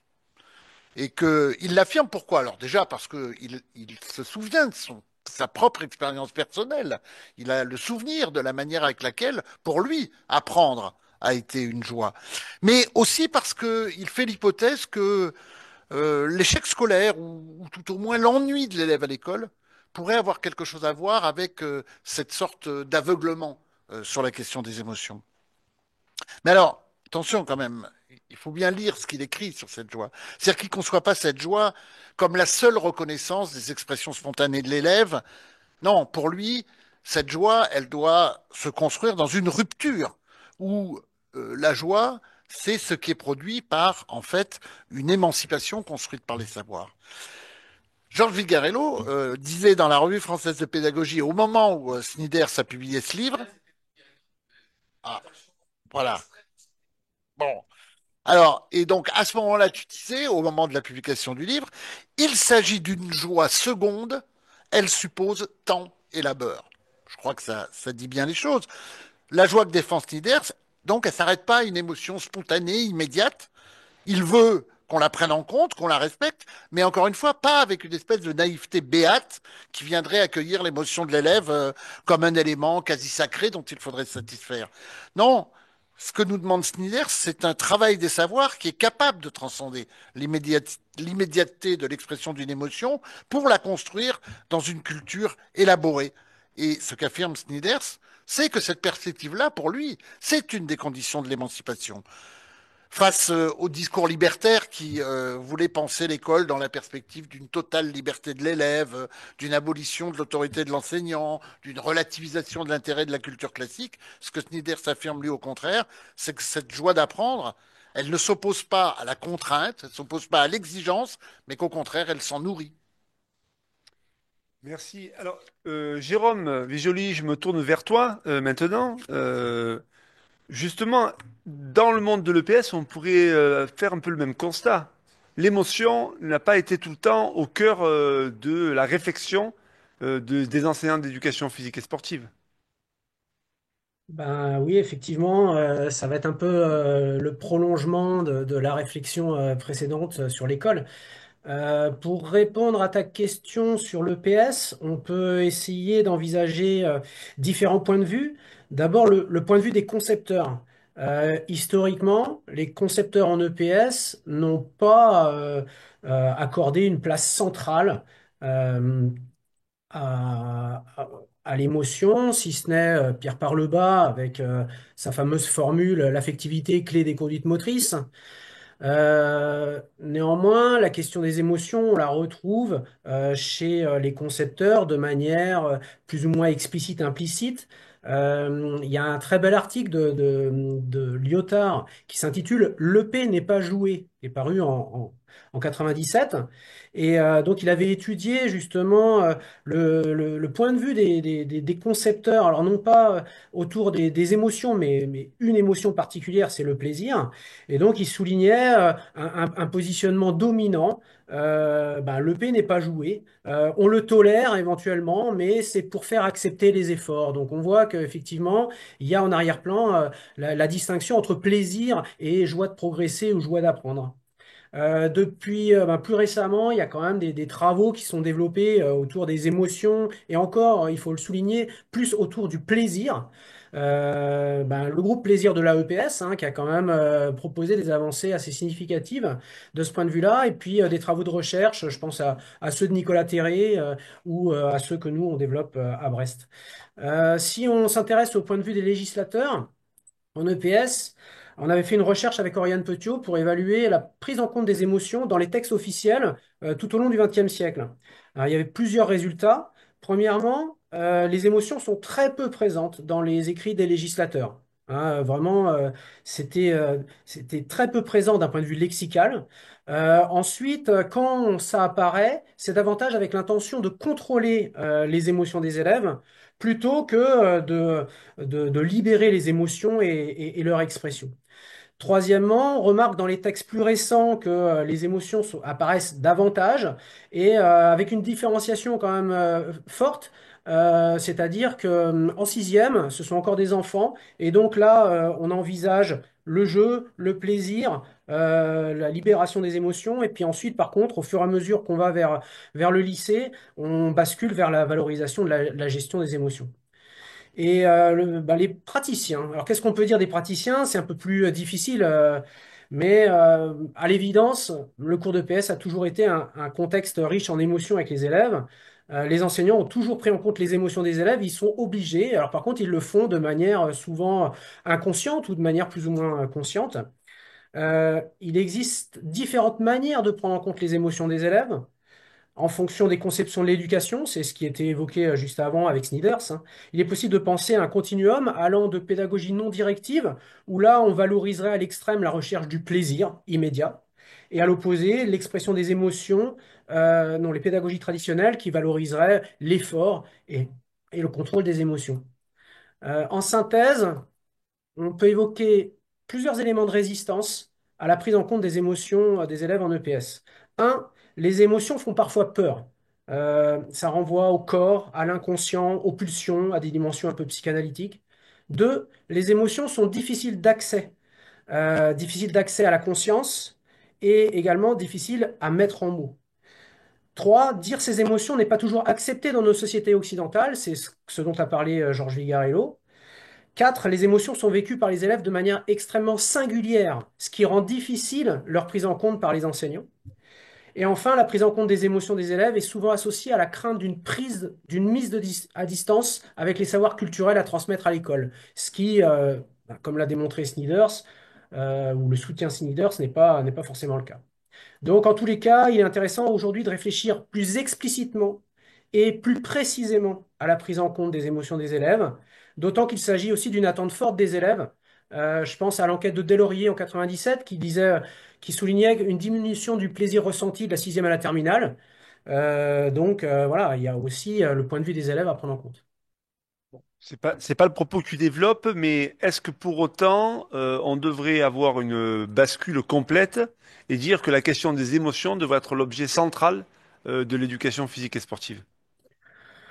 Alors non, pas l'objet central. Après, nous, on souhaite qu'il ait une place centrale. C'est pas exactement la même position. On a fait un article qui est publié sur le site du Centre EPS Société qui s'intitule «Vers une EPS des émotions ancrée dans la culture des APSA». Donc ça veut bien dire ce que ça veut dire. La volonté de réhabiliter les émotions et en même temps dans une indissociabilité avec la culture des APSA. Envisager une EPS des émotions revient à considérer les émotions comme le fondement de l'activité de l'élève, même si elles font système avec d'autres composantes. Gilles en a parlé tout à l'heure, hein, des composantes motrices, énergétiques, cognitives, perceptives.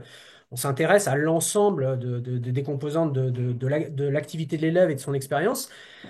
Mais le rapport au monde de l'élève, on considère qu'il est avant tout de l'ordre de la relation émotionnelle.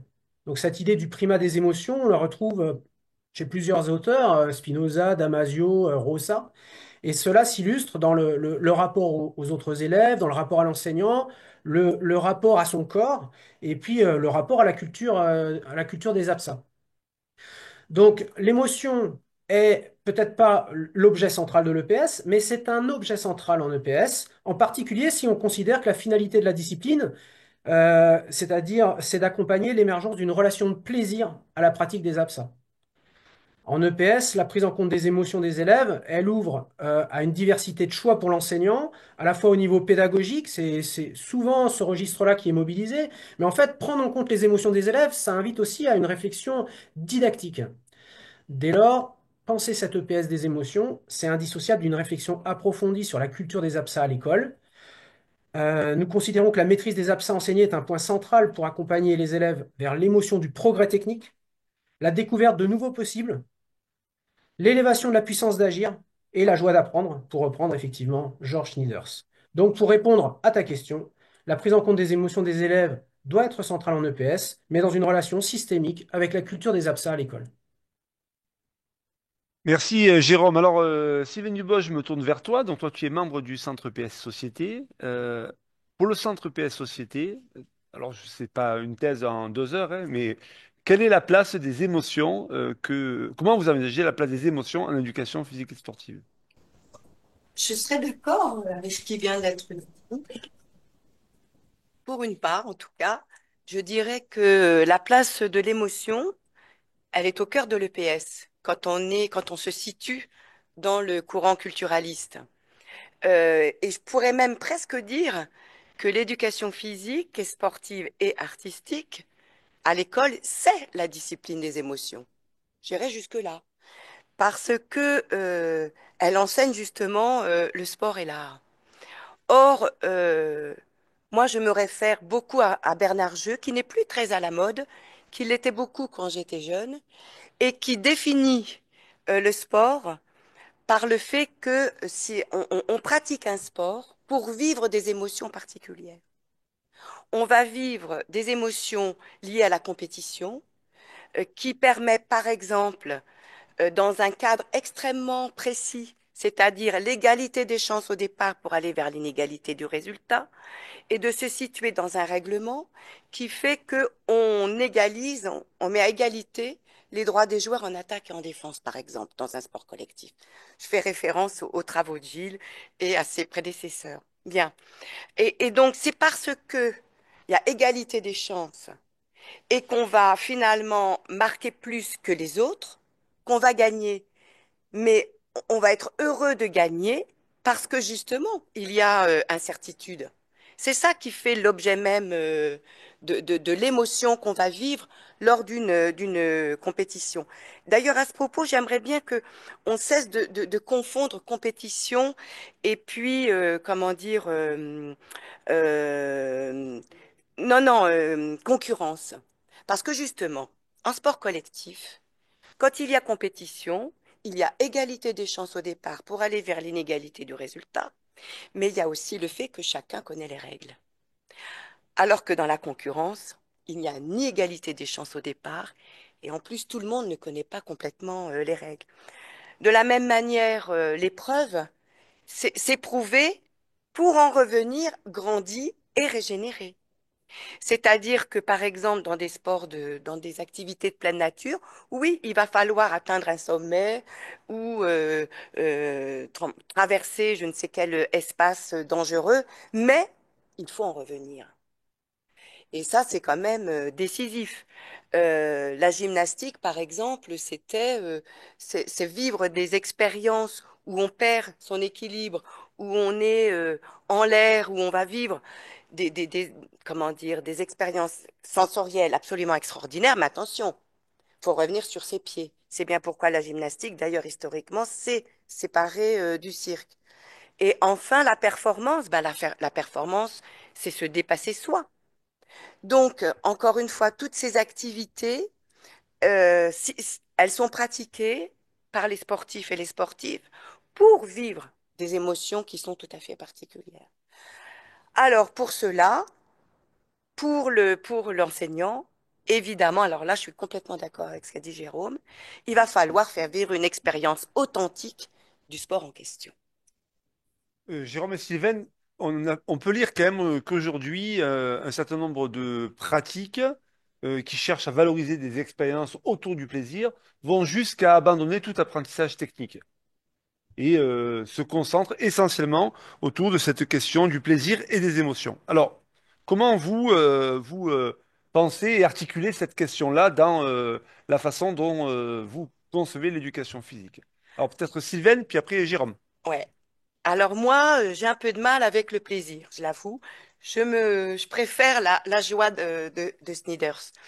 Pour moi, le plaisir, il est beaucoup plus immédiat et il n'existe pas forcément de se projeter dans l'avenir et de se projeter dans des apprentissages.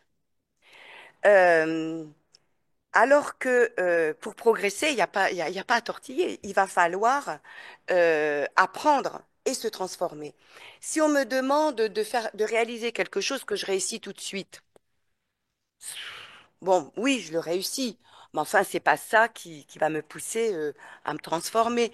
Il me semble que il est important à l'école d'apprendre à ne pas réussir tout de suite parce que il va falloir acquérir un certain nombre de techniques, il va falloir se transformer pour réussir. Et je dirais même que parfois, on pourrait dire que la réussite, que la joie que la réussite suscite, elle est d'autant plus forte que pour l'atteindre, l'objectif en question, ça a été difficile. Je voudrais prendre l'exemple des élèves en escalade. Moi, ça m'est arrivé plusieurs fois lors de l'évaluation de voir enfin, ou de la dernière séance du cycle, un élève ou une élève qui atteint le sommet d'une voie en tête. Parce que moi, dans mon lycée, on ne grimpait qu'en tête. Bien. Elle atteint ou il atteint le sommet. C'est la première fois. C'est la dernière séance. Mais autour, tout le monde applaudit, tout le monde crie bravo, tout le monde. C'est l'euphorie dans la classe. Mais ça, c'est quand même quelque chose d'assez extraordinaire. Mais pourquoi c'est aussi euphorique? C'est bien parce que il y en a eu des obstacles à vaincre pour réussir cette ascension. Donc euh, là, franchement, je crois que c'est parce que on va progresser, qu'on se transforme, qu'on est capable de faire des nouvelles choses, que on va avoir accès à ces émotions qui sont tout à fait extraordinaires. Alors j'ajouterais que pour cela, il va falloir une organisation de l'EPS qui le permet. Il va falloir permettre à tout le monde de réussir. Donc ça veut dire qu'il va falloir mettre en place des cycles d'apprentissage, des cycles d'activité suffisamment longs, 10 séances minimum, si on veut que tout le monde vive ce que c'est que la réussite. Merci Sylvain. Jérôme, qu'est-ce que tu en penses, toi? Alors moi, j'avais noté quelques petits éléments de réponse. Je pense d'abord qu'il est nécessaire de préciser que la question de la prise en compte des émotions des élèves, elle est plus large que celle du plaisir en EPS. Autrement dit, défendre l'idée d'une prise en compte plus importante des émotions des élèves, ça ne se réduit pas à une valorisation du plaisir hédoniste en EPS. Prendre en compte les émotions, c'est s'intéresser en fait à une démarche plus globale qui articulerait le plaisir hédonique, moi je pense que c'est fondamental, le plaisir d'affiliation, la joie de progresser, de se sentir compétent, de gagner en autonomie. Donc en fait, c'est une démarche qui intègre le plaisir hédonique, mais qui intègre en fait une diversité d'expériences émotionnelles. Donc ça inclut l'effort, l'insatisfaction, des émotions à valence plus négative qui sont aussi tout aussi fondamentales dans le processus d'éducation. Et l'enjeu pour l'enseignant de PS devient d'accompagner les élèves dans des projets orientés vers la progression dans la pratique des APSA, en s'assurant du juste équilibre entre satisfaction et insatisfaction tout au long d'une séquence. Et ça pose ça pointe des compétences importantes en termes d'observation de l'activité des élèves, parce que les émotions, pour partie, on les voit en observant les élèves de l'extérieur, mais aussi il y a nécessité d'aller accéder à leur monde intérieur et aux émotions ressenties. Tu évoques des débats autour de la place accordée au plaisir en EPS. Je pense effectivement qu'il serait problématique de limiter le registre des expériences émotionnelles des élèves uniquement au plaisir hédonique, c'est-à-dire au jeu, à l'amusement. Ce qui est intéressant d'un point de vue éducatif, c'est au contraire pour l'élève de faire l'expérience d'une diversité d'émotions, tant agréables que désagréables, et notamment celles liées au progrès technique dans les APSA. Pour info, nous travaillons actuellement avec Teddy Mayeko, Lucas, Simon Malloret et Adrien Pérez autour d'une autre émotion qui est intéressante. C'est la peur. Donc on en a parlé un petit peu tout à l'heure avec la boxe. Peur du milieu aquatique en natation, peur du contact avec la haie en athlétisme, peur de la hauteur en escalade, peur du contact en rugby, peur du regard de l'autre en danse. Et ça ouvre à une diversité de questions pour l'enseignant. Qu'est-ce qui génère la peur dans une APSA donnée, pour un élève en particulier? Comment accompagner cet élève à faire face à la peur, à la dépasser pour tendre vers la joie de progresser? Et aussi, quelles limites éthiques dois-je me fixer en tant qu'enseignant de PS quand j'accompagne les élèves dans la confrontation aux peurs? Si le plaisir est l'émotion qui a été la plus travaillée en EPS, il est nécessaire d'envisager progressivement un spectre beaucoup plus large d'émotions ressenties par les élèves. Et pour en revenir à ta question et la question des débats, je tiens à souligner que le groupe Plaisir de la EPS ne défend pas un ancrage unique dans le jeu et l'amusement, mais ça, Mehdi le précisera mieux que moi tout à l'heure. L'un des principes du groupe Plaisir, c'est d'ancrer l'expérience des élèves dans un plaisir immédiat, certes, mais ensuite, c'est aussi une démarche qui intègre des insatisfactions et qui vise au progrès dans les APSA. Je pense par contre qu'il y a des débats, effectivement, qui illustre plutôt des positionnements variés dans les conceptions éducatives en EPS, ce qui renvoie en fait au débat pédagogique classique. D'un côté, certains ont plutôt tendance à valoriser le plaisir de l'élève ou en tout cas à accorder un temps important dans les cours de PS pour le plaisir immédiat, et puis d'autres vont aller davantage vers un niveau d'exigence élevé, vers l'effort, mais c'est davantage en termes de positionnement que les débats existent, à mon avis, plutôt que des positionnements très extrêmes. En tout cas, ce qu'il faut éviter absolument, c'est de négliger l'expérience des émotions des élèves d'une part, et de négliger les enjeux culturels des APSA d'autre part. Alors, Jérôme, quand même, on peut dire que la place des émotions aujourd'hui dans la société, mais dans l'école, elle prend une place de plus en plus importante. C'est-à-dire que on est une société qui devient presque de plus en plus émotionnelle. Dans l'ouvrage que tu as réalisé avec Oriane Petiot, s'appelle Les émotions en contexte scolaire, hein, vous publiez en 2022, vous laissez entendre dans le dernier chapitre un projet d'une école des émotions. Je reprends le titre du chapitre, c'est-à-dire un projet d'école qui place les émotions au cœur de la pédagogie de la didactique. Une école des émotions, ça veut dire quoi? Ça signifie quoi pour vous?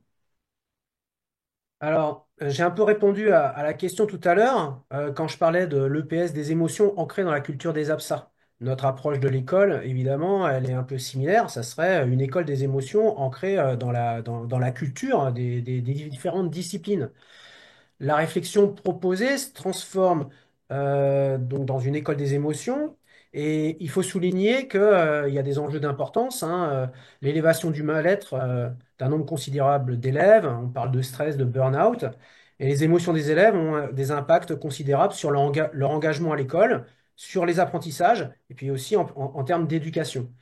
Euh, alors, dans notre ouvrage, nous invitons à une prise en compte des émotions, non seulement au niveau pédagogique, celui de la relation pédagogique et des relations entre élèves en classe, mais aussi au niveau didactique. C'est-à-dire que, il y a le titre d'un ouvrage de Jean-Pierre Astolfi qui s'appelle La saveur des savoirs, et évidemment, une école des émotions creuse cette question des choix didactiques et du traitement didactique, de telle manière à pouvoir intéresser les élèves. Donc, l'école repose certes sur un projet de transmission culturelle aux futures générations, mais elle réussit surtout lorsqu'elle participe de l'émergence d'une relation de plaisir à la culture, qui est durable. qui ouvre des perspectives ultérieures aux enfants et aux adolescents. Donc il s'agit de transmettre une culture, mais aussi simultanément de les accompagner dans la construction d'un rapport au monde ouvert et positif. Je terminerai en disant que l'école des émotions, quand on en parle, nous, c'est pour insister, évidemment, pour mettre en valeur, pour réhabiliter les émotions. On est assez critique, par contre, de certaines propositions en EPS, enfin à l'école, qui visent à proposer des cours d'intelligence émotionnelle, par exemple, qui seraient déconnectés, en fait, des savoirs disciplinaires. Pour nous, il y a vraiment à rechercher, par exemple, l'éducation à l'empathie, mais elle ne se fait que de manière imbriquée à des projets en lien avec les savoirs disciplinaires. Merci Jérôme. Alors c'est vrai, tu me tends la perche sur la question de l'intelligence émotionnelle parce on voit se développer et fleurir tout un courant autour de cette question-là. Hein, et je lis dans leur projet, c'est-à-dire de permettre de progresser dans les compétences à reconnaître et gérer les émotions d'une part et prendre en compte les émotions d'autrui pour s'y adapter d'autre part. Alors, Paul et Sylvain, vous êtes deux observateurs des tendances de l'école et de son évolution. Ça vous inspire quoi cette école des intelligences émotionnelles? Ben, moi, ça m'inspire quand même la volonté de mettre en garde contre ceux qui aujourd'hui tiennent le discours d'une centralité des émotions à l'école, et notamment ceux qui le tiennent du côté de l'institution scolaire. Parce que, évidemment, il n'a pas échappé à votre observation l'importance que prend aujourd'hui la question des compétences psychosociales. Bon, la question, c'est pas tellement d'interroger la légitimité des compétences psychosociales en soi, parce que quand même, franchement, ça fait longtemps que les enseignants cherchent à donner à leurs élèves des capacités d'écoute, cherchent à développer chez eux des qualités de coopération et le dépassement, de façon générale, le dépassement des expressions émotionnelles lorsqu'elles sont en train de vouloir dominer l'autre ou mépriser l'autre. Mais ce qu'il faut prendre conscience, c'est de la dimension politique que porte cette insistance actuelle au développement des compétences psychosociales. Pour le comprendre, il faut lire les économistes. Par exemple, un économiste comme Yann Algan, parce que c'est eux qui portent en fait l'arrivée de cette volonté institutionnelle-là. En gros, quel est le raisonnement? Ils partent d'un constat qui est que nous sommes dans une société de défiance et que cette société de défiance, eh bien, aujourd'hui, elle contrevient aux ambitions de la croissance capitaliste. L'école doit donc reconstruire la confiance et les compétences psychosociales sont l'instrument de cette reconstruction. Ces compétences visent ce que Yann Algan appelle la résilience sociale, c'est-à-dire la capacité de l'individu à disposer de ses propres ressources pour trouver du bien-être dans les conditions actuelles de sa vie. Le capitalisme néolibéral a besoin, du fait de son avidité à toujours produire davantage de profits, d'une transformation de l'emploi dont on le sait qu'elle conduit à toujours davantage de précarité et d'employabilité. Et c'est au travers de ces compétences psychosociales données par l'école que les travailleuses et les travailleurs devraient trouver les moyens des conditions de leur satisfaction, hors de toute dimension matérialiste, comme si les conditions de production des moyens d'existence devaient disparaître derrière la volonté de les ignorer pour pouvoir seulement assumer une vision subjective de leur satisfaction. Vous connaissez les formules, deviens entrepreneur de toi-même. Assume que tu es le seul responsable de cette situation. Et ça, évidemment, cette centralité-là de l'émotion, on ne peut pas l'accepter parce qu'elle est à l'opposé de notre projet de l'école, de notre vision de l'école, qui est au contraire un projet d'émancipation qui doit permettre à nos élèves de comprendre les fondements des dominations qu'ils subissent et de disposer des savoirs et du jugement qui leur permettront d'exiger l'égalité et la justice sociale. Merci, Paul. Sylvain, même toi, on a fait référence justement à ton attention aux activités artistiques et en danse. Or, en danse, les émotions seraient quand même au cœur de cette activité-là. Donc, toi, tu es d'accord avec cette école émotionnelle? Est-ce que la danse serait une réponse? Non, non, moi je suis pas du tout d'accord avec cette formule d'une école émotionnelle. Encore une fois, on a la chance en éducation physique et sportive et artistique de travailler sur des activités qui permettent de vivre des émotions. Alors, je ferai une petite différence entre le sport et les arts. En sport, c'est le pratiquant qui va vivre des émotions que Bénergeux a identifiées, tandis qu'en art, l'objet, c'est de transmettre une émotion esthétique à travers, comment dire, la vision subjective du monde qu'on veut évoquer. Donc l'émotion, elle doit, comment dire, elle se dirige. L'objectif en art, c'est de susciter une émotion chez le spectateur. Et alors, en particulier en danse, euh, la quasi-totalité des interprètes ou des chorégraphes vont dire que on ne peut pas transmettre une émotion esthétique. Alors, une émotion esthétique, c'est quoi? Je fais référence aux catégories esthétiques de Michael Dufresne. C'est par exemple décider que pour n'importe quel objet qu'on veut traiter, par exemple, je veux traiter de la violence faite aux femmes. Bon, mais je peux le traiter sur plein de registres différents. Je peux le traiter sur du comique, je peux le traiter sur du dramatique, je peux le traiter sur du poétique, je peux le traiter sur, comment dire, du joli, du gracieux. Enfin bref, je vais décider du type d'émotion que je vais susciter. Alors, je vais décider, je vais plutôt, comment dire, m'engager dans un projet qui risque de susciter ce type d'émotion. De toute façon, c'est le spectateur, avec son histoire, avec sa particularité, qui va vivre une émotion singulière, on va dire. Mais en tout cas, tous les chorégraphes et les interprètes disent que ça n'est pas en vivant l'émotion que l'on veut transmettre que ça va fonctionner. Non, non. C'est on va transmettre ce qu'on a à exprimer par le fait que on va développer son vocabulaire gestuel, qui va être de plus en plus précis par l'apprentissage de techniques très particulières, très précises, et que plus ce qu'on a à dire va être précis, et plus on est susceptible de susciter l'émotion chez le spectateur. Bien. Il y a un problème particulier qui se pose en danse. Un problème un petit peu différent en cirque, en art du cirque. En danse, la question, c'est la mise à nu quand on se présente au spectateur. Ça, c'est un vrai souci. Il y a un problème de peur. On se retient, on n'ose pas être soi parce que là, on a peur du jugement de l'autre. Et donc, ça montre bien que c'est une activité où le spectateur et le danseur, ils sont extrêmement liés. Et donc, il va falloir énormément travailler sur le spectateur. D'ailleurs, en EPS, on n'est pas spectateur. On se construit progressivement lecteur ou lectrice, ce qui n'a rien à voir. Donc, on va au contraire travailler sur qu'est-ce qu'on a ressenti, qu'est-ce qu'on a perçu. Par exemple, moi, je vais te proposer de demander des titres. Et bien, pourquoi on propose tel titre et pourquoi il y a aussi tel autre titre, pourquoi il y en a autant, etc., etc.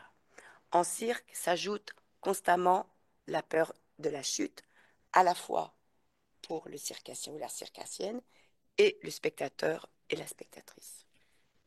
Dernière petite relance très courte sur la question du projet d'école. On a bien entendu de la part de Jérôme et de Paul que tous les deux, dans le lieu où vous êtes, hein, en EPS ou en école, vous portez finalement un projet d'école qui s'appuie et prend en compte les émotions pour amener les jeunes à sortir de l'immédiateté et à sortir d'eux-mêmes. Est-ce qu'on peut résumer ça comme ça sur la façon, sur ce que vous portez?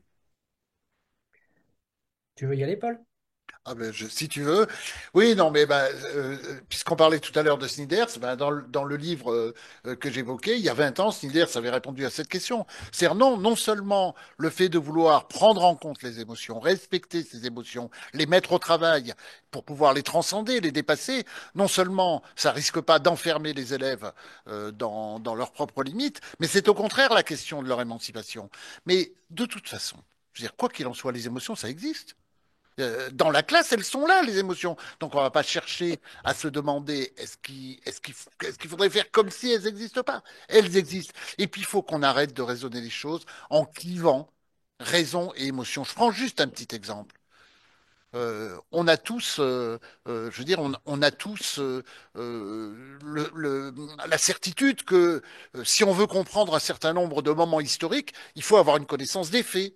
Il faut être capable d'avoir les savoirs qui vont permettre de les analyser. Mais est-ce qu'il y a quelque chose de contradictoire entre le fait de pouvoir connaître les faits de juillet 1830 et en même temps d'être devant la liberté sur les barricades de Delacroix et de ressentir là, en regardant cette union des classes sociales que Delacroix a figuré au bord de la barricade, au pied de la barricade, à ressentir de l'émotion pour ça, et puis à ressentir de l'émotion pour cette figure de liberté qui se dresse sur la barricade. Non, il n'y a pas de contradiction. Au contraire, la culture, c'est à la fois la raison et l'émotion. Il n'y a pas de séparation de tout ça. Et ce dont nous devons être persuadés, c'est que ce n'est pas un obstacle à l'émancipation, c'est au contraire quelque chose dont il faut qu'on apprenne à faire au sein de nos classes, dans nos travaux, enfin dans nos constructions didactiques, etc. Au contraire, le vecteur de l'émancipation pour une école démocratique. Merci Paul, je rappelle que tu es le président du centre EPS, du centre de Alors, recherche. heureusement pour vous, c'est pas ça que je Ah non. fais, mais c'est de l'Institut de recherche de la FSU. Alors glissons vers l'EPS. Jérôme, de façon Ouais, très ramassée, courte, s'il te plaît. d'accord, d'accord. On a Bah, beaucoup de passion, donc du coup, ce soir, on déborde en temps. pas de problème. Bah, par rapport à ta question, là, prendre en compte les émotions des élèves, bah, ça revient pas à un projet d'éducation hédoniste, uniquement centré sur le plaisir immédiat. C'est au contraire euh, tendre vers effectivement cette joie d'apprendre, hein. Il y a Philippe Mérieux aussi qui a fait qui a coordonné un ouvrage collectif qui s'intitule Le plaisir d'apprendre. Donc une EPS des émotions, c'est réussir à faire émerger le plaisir d'apprendre dans une co-construction du projet entre élèves et enseignants, en articulant plaisir, déplaisir, et de manière imbriquée avec la culture. Je terminerai en disant que une école des émotions, c'est aussi des enseignants et des élèves qui développent un regard critique simultanément sur la question des émotions dans la société et à l'école. Je pense que c'est pas du tout indissociable de défendre l'idée d'une réhabilitation des émotions et de conserver simultanément un regard critique sur la question des émotions. Merci beaucoup, Jérôme. Alors, je me tourne vers toi, Mehdi Beloucha, toi qui es donc récemment hein, formateur en STAPS à Arras. Hein, tu as été longtemps professeur de PS dans l'Académie de Lille. Et alors, toi, tu es assez pragmatique quand même, puisque quand on a préparé l'émission, tu as réussi à résumer la question des émotions à une formule mathématique. Donc, est-ce que tu peux partir de cette formule mathématique pour nous dire comment, dans la formule, tu fais rentrer le PS que tu portes? Bah bien sûr, déjà merci pour l'invitation et puis je sais pas si c'est une chance ou une malchance de terminer un petit peu le débat, mais je vais pouvoir rebondir peut-être un peu sur ce qui a été évoqué. Alors c'est un peu paradoxal de pouvoir, en tout cas je me suis amusé à résumer ce travail autour des émotions par des mathématiques. Or on sait que les mathématiques, il y a peut-être rien de plus rationnel en fait. J'ai fait un petit calcul rapide sur combien les élèves ont de cours de PS dans une scolarité au cours du second degré, dans le tronc commun, sans option, etc. Ça tourne aux alentours de 300. 300 leçons de PS. C'est ça le parcours de formation d'un élève. À la fois c'est beaucoup, mais en réalité c'est très peu parce qu'on sait qu'un pratiquant en club, s'il s'entraîne 3 fois par semaine, ce taux-là de 300, il est atteint assez vite. Et donc la formule que j'ai résumée, c'est EQ au carré fois I. Alors ça veut dire quoi? Euh, en gros, hein, ce qu'on veut, c'est faire vivre des expériences marquantes aux élèves d'un point de vue émotionnel et où il y a des apprentissages, évidemment. Je reviendrai pas sur les débats entre plaisir immédiat, plaisir différé, etc. On n'a pas le temps, ce serait trop long. Euh, et donc ça, c'est le E de expérience. Dans l'expérience, il y a cet apprentissage. Le Q au carré, c'est la quantité fois la qualité. La quantité, parce que il faut qu'il y ait une quantité de pratique suffisante, on le sait tous, pour qu'il y ait des apprentissages. La qualité, c'est la saveur des savoirs qu'évoquait Jérôme. La qualité de ce qu'on choisit à mettre à l'étude des élèves, ce qu'on veut leur apprendre. Et le I pour intensité, parce que c'est cette quantité et cette qualité, elle doit être plus qu'entourée. Au cœur de cette qualité et de cette quantité, on doit avoir des émotions. Et effectivement, pour revenir sur la relation plaisir et émotion, euh, le plaisir, c'est un bilan affectif. C'est un bilan affectif qu'on a souvent à la fin d'une leçon d'EPS. Et on est passé par tous les états émotionnels, et peut-être qu'à la fin, on aura du plaisir et ce sera une expérience positive. On peut avoir peur de faire un salto avant, et puis l'action tout de suite d'après, on a réussi à faire une réception tombé assis dans un contre-haut. Et ça va être super positif parce qu'on a réussi. Donc ce qui compte, c'est ça, vous voyez, l'expérience qu'on vit quantitativement, qualitativement, avec cette intensité émotionnelle. Si on a ça, là je vais m'appuyer un peu plus sur les théories hédonistes, on peut espérer en fait par cette accumulation d'expériences où il y a de l'apprentissage des émotions ancrées dans le parcours de nos élèves et dans le corps de nos élèves, ces expériences-là. Et c'est parce qu'on les aura ancrées fortement qu'on pourra espérer les former, les émanciper, faire en sorte aussi, parce qu'on parlait de projet de société, faire en sorte qu'ils poursuivent une activité physique ailleurs et plus tard. Alors, mais comment tu as résolu, toi, finalement, cette équation? Parce que tu n'as pas juste théorisé une équation, tu as essayé de l'appliquer à ton enseignement.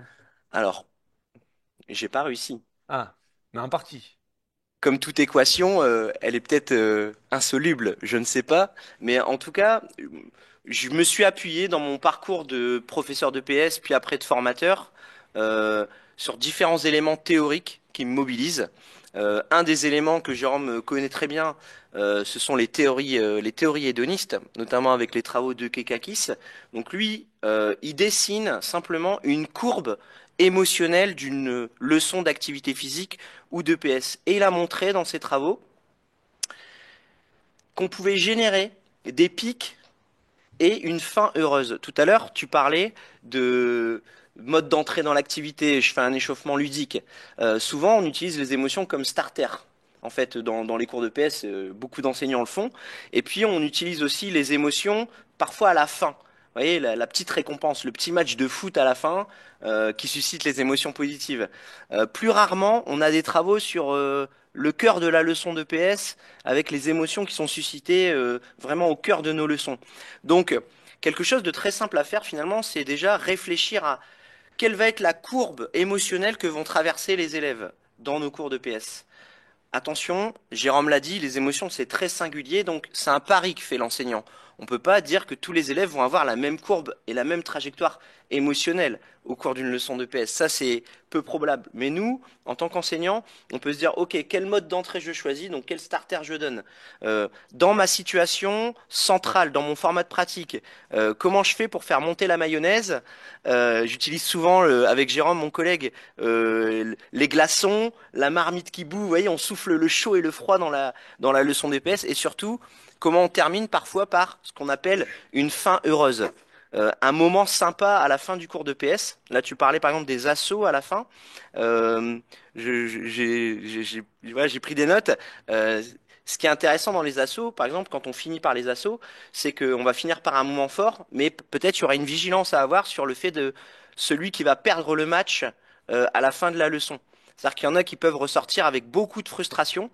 Donc si on réfléchit comme ça, on peut se dire, OK, peut-être que je peux faire les assauts, mais je peux finir par quelque chose qui est peut-être moins frustrant pour l'ensemble et qui va créer de la dynamique collective. Tu vois, par exemple... Être important, peut-être avoir perdu un assaut, mais derrière avoir assumé ce rôle d'arbitre, de juge, c'est pour ça qu'il y a cette Ouais, ensemble. je comprends. Et, Mais tu vois, c'est ça, une première réflexion, c'est la structure. Voilà, structure temporelle, émotionnelle des leçons. peut-être qu'on est meilleur préfère faire quelque chose Tout à fait. et permettre Ah, pardon. Pouvoir à tous de pouvoir s'exprimer parce que, comme on disait, on a tous des émotions différentes et on vit tous des choses de manière singulière. Et donc, avoir ces différents moyens d'expression, ces différents moyens de... C'est très important. Voilà. Donc ouais, j'ai quelques vidéos, je sais pas si on va avoir le temps de les passer, mais l'idée, c'est que finalement, Jérôme l'a dit, voilà, je voulais commencer l'intervention un peu par Pierre par le bas. Oui, ça fait un demi-siècle que l'affectivité devrait être la clé des conduites motrices en éducation physique. L'article date de 1970 et l'action est intimement pénétrée d'émotions. Donc oui, être pédagogue des émotions et des conduites motrices en EPS, c'est peut-être réfléchir en fait à comment on organise temporellement ces pics et ces fins. Voilà, Donc, une des premières réponses, c'est ça. émotionnelle. Tu as joué sur quoi d'autre comme paramètre? La deuxième chose, c'est configurer des contextes, configurer des environnements. Bon, il y a des chercheurs francophones et anglo-saxons depuis les 20 dernières années. Jérôme en fait partie, avec Nicolas Terré, avec Olivier Dieu. Ils travaillent beaucoup sur ces notions d'affective learning design. Donc l'idée, c'est comment on configure des environnements d'apprentissage qui suscitent des émotions en fait. Et là-dessus, bon, il y a eu des travaux qui ont été faits, notamment les travaux de Gagnère et Lavie, hein, que je reprends ici. Ils ont croisé la classification justement de Bernard Jeu, hein, d'un côté épreuve, défi, rencontre, et puis ensuite la classification de Gilles Buxuan, donc avec l'activité de mesure, de score et de conformité. Et en fait, en croisant ces deux catégories-là, bon, on peut créer des situations, on peut créer des contextes qui ne vont pas avoir les mêmes valences émotionnelles. Là, je donne un exemple sur le diaporama. En course de durée, par exemple, si je croise activité de mesure et rencontre, bah, je peux créer par exemple un relais d'endurance en équipe avec de la gestion d'une ou deux places au repos. Vous voyez, si par contre je croise la rencontre avec une activité de conformité, bah, je vais avoir une autre situation avec un autre ressort émotionnel. Et puis le deuxième aspect, toujours sur les contextes. C'est un travail qu'on a proposé avec mon collègue Jérôme Guinaud. On a appelé ça majorer les expériences corporelles en EPS. Je crois que les enseignants d'EPS doivent s'attacher à analyser les contextes dans lesquels émergent les émotions chez les pratiquants, notamment de haut niveau. D'accord? Un exemple caractéristique sur lequel on s'est appuyé, c'est le buzzer beater en basket. Tout le monde a déjà vu en fait ce panier là qui est marqué à la dernière seconde d'un match. En plus, si c'est le panier de la gagne, ça augmente encore plus les émotions à la fois des spectateurs, mais aussi des pratiquants. Donc l'idée, c'est que il y a des contextes dans la culture de référence, et là-dessus je te rejoins, et je rejoins Jérôme sans problème, qu'on doit essayer de mobiliser. On doit avoir cet œil, je pense, en éducation physique, plus que peut-être plus que de s'attarder parfois sur un geste technique très particulier. Les lunettes qu'on doit chausser, c'est OK, quels sont les contextes? Je pense à l'athlétisme, sur le dernier tour avec la cloche. Je pense au ruban qu'on vient couper quand on gagne la course. Voilà, tous ces éléments, en fait, sont très importants, mais on ne peut pas les importer tels quels dans un cours d'éducation physique. Donc nous, le travail qu'on avait fait, c'était comment on scolarise, comment on donne un format à ce buzzer beater pour qu'il soit accessible et adapté à nos élèves en fait. D'accord, donc c'est quoi le jeu? Donc là, le principe, il est assez simple. Au cours, ça peut se faire de deux manières. Là, en l'occurrence, c'est au cours d'un match, de manière en plus aléatoire. L'enseignant peut annoncer en fait un buzzer beater et il va décompter à un moment donné du match une temporalité sur une phase d'attaque. Et donc, les élèves vont pouvoir gérer la possession et on va avoir un système de score progressif en fonction du moment où ils vont marquer. Si tu as marqué, quand il te restait 10 secondes, ça vaut moins de points que si tu as marqué vraiment sur le buzzer. Tu vois, enfin, on met en place des stratégies de ce type-là qui vont en fait susciter justement ces fameux pics émotionnels. Et il y a un objet d'apprentissage derrière quand même, parce que c'est pas que du plaisir immédiat et du waouh, c'est la conservation du ballon. Quand on regarde en fait ce que c'est un buzzer beater, c'est savoir égrener du temps, conserver le ballon pour pouvoir aller marquer à un moment favorable. Donc c'est pas seulement créer du waouh, c'est derrière qu'est-ce qu'on construit pour conserver le ballon avec les élèves. Voilà. Tu laissais entendre que tu avais tu jouais sur un autre registre. Oui, tout à fait. Alors là, c'est pour Jérôme, c'est sur la saveur des savoirs. Oui, je pense qu'il y a des objets d'enseignement, des contenus de formation qui ont de la saveur particulière. Il y a des objets en fait en éducation physique qu'on doit sélectionner peut-être particulièrement. Donc je suis gymnaste de formation. Il y a une pratique, moi, qui m'a toujours interpellé. J'ai fait aussi du trampoline et du tumbling, donc des activités plutôt orientées vers l'acrobatie. Et il y a une pratique, moi, qui m'a plu, c'est le double mini trampoline. C'est une pratique qui est méconnue en France, qui a même été interdite à un moment donné. L'idée, c'est d'enchaîner deux figures hyper acrobatiques sur un trampoline qui est en deux pans, en fait. Et l'idée, c'est de faire deux grosses figures et de se réceptionner en pile chute, quoi, de pas bouger. Donc l'idée, c'est que on a pu entendre que La gym, c'était pas des saltos, c'était pas tourner, c'était des renversements. Vous voyez, il y a parfois des choix qui sont faits. Donc là, il y a des images. C'était des élèves que j'avais en sixième au collège Jean Moulin de Berck-sur-Mer, dans le Pas-de-Calais, très belle région. Et donc, l'idée, c'est que je me suis appuyé sur ça. Euh, Voler plus tourner, franchir plus tourner. Tu vois, à chaque fois, l'idée, c'était d'enchaîner avec une roulade avant. En plus, ça a du sens en gym, parce que la roulade avant, c'est aussi une forme de réchappe, en fait, quand on fait du volley. Donc, l'idée, c'était vraiment d'avoir un objet commun qui est sur l'enchaînement de ces deux actions gymniques. Donc, se mettre en posture d'arrivée pour pouvoir être en déséquilibre, pour repartir, mais sans édulcorer l'activité qu'est la gymnastique en réalité. Et donc, susciter des émotions chez l'ensemble des élèves de sixième, je m'étais fixé ce pari-là. Je ne sais pas si j'ai réussi l'enseignement, ça reste quelque chose de périlleux en fait quand on le fait. Mais l'idée, c'était vraiment de sélectionner dans la culture de la gymnastique quelque chose qui, à mon avis, faisait sens d'un point de vue émotionnel et qui leur permettait d'intégrer des techniques acrobatiques qui étaient intéressantes de mon point de vue.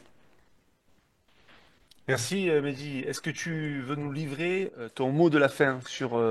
Mot de la fin, oui. Alors il y aurait encore beaucoup de choses à dire, mais pour rejoindre Jérôme, en fait, il y a tout un travail autour de l'EPS du dedans et sur les aspects psychologiques. Avec des collègues, on essaye de construire des outils pour évaluer le retentissement affectif de nos leçons d'EPS. Ça nous paraît, c'est singulier pour nous, mais c'est très important. Et l'idée, c'est qu'en évaluant le retentissement avec des outils hyper pratiques, en fait, disponibles pour les profs d'EPS, le professeur d'EPS, il va pouvoir réguler ses leçons d'EPS à partir des affects qui ont été ressentis par les élèves. Ça va devenir des repères, en fait, pour l'enseignant d'EPS. Je donne un exemple très simple. Sur le buzzer beater, quand je le mettais en place, au tableau, je dessinais deux cibles, plaisir et déplaisir, parce qu'il peut y en avoir, avec une échelle de 0 à 5, et je demandais aux élèves de venir mettre une croix avec le Velleda et de mettre un mot. Et donc, les élèves, par exemple, dans déplaisir, plusieurs fois, c'est revenu trop de temps. Trop long. Parce que je mettais 14 secondes, pas les 24 habituels qu'on a au basket. Et donc, j'ai régulé mon travail. J'ai dit, OK, 14 c'est trop long pour eux, je vais baisser, je vais mettre 12, je vais mettre 10. J'ai tâtonné en fait pour trouver un peu le format idéal qui leur permet vraiment d'être en consonance d'un point de vue émotionnel et moi de mon côté en tant qu'enseignant didactiquement d'aller vers ce que je veux construire avec eux. Merci Mehdi. Écoutez, merci beaucoup à tous les six, tous les sept même, puisqu'il y en a un qui est en ligne quand même, Jérôme, il ne faut pas t'oublier. Merci beaucoup de cette soirée passionnante autour des EPS et des émotions. On ne pouvait pas finir cette soirée sans avoir quand même un temps consacré au sport scolaire. Le sport scolaire, pour les enseignants d'éducation physique et sportive, c'est un temps où ils ont vécu, eux, des émotions très fortes. C'est vrai que ce soir, on n'a pas parlé des émotions chez le monde enseignant, mais il fallait faire des choix. Mais dans le monde du sport scolaire, on a vécu souvent des émotions très fortes avec nos élèves, de plaisir ou de tristesse parfois. Et les élèves aussi ont vécu des temps émotionnels très importants et très forts. Et aujourd'hui, le sport scolaire est en grande difficulté pour de très nombreuses raisons. Et donc, on voulait finir cette soirée-là par un écho des luttes sur le sport scolaire. Merci encore à tous et à toutes et à bientôt pour une prochaine soirée de l'éducation physique et sportive. Bonsoir.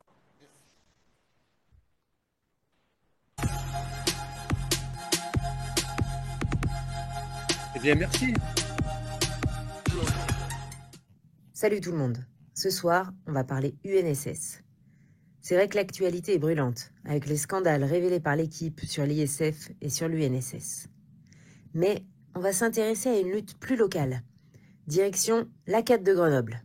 L'Académie de Grenoble a subi une attaque au niveau de l'UNSS venant du rectorat de Grenoble, puisque Madame la rectrice, le 4 octobre, a décidé qu'elle modifiait le nombre d'IMP alloués à la rémunération des coordonnateurs de district UNSS.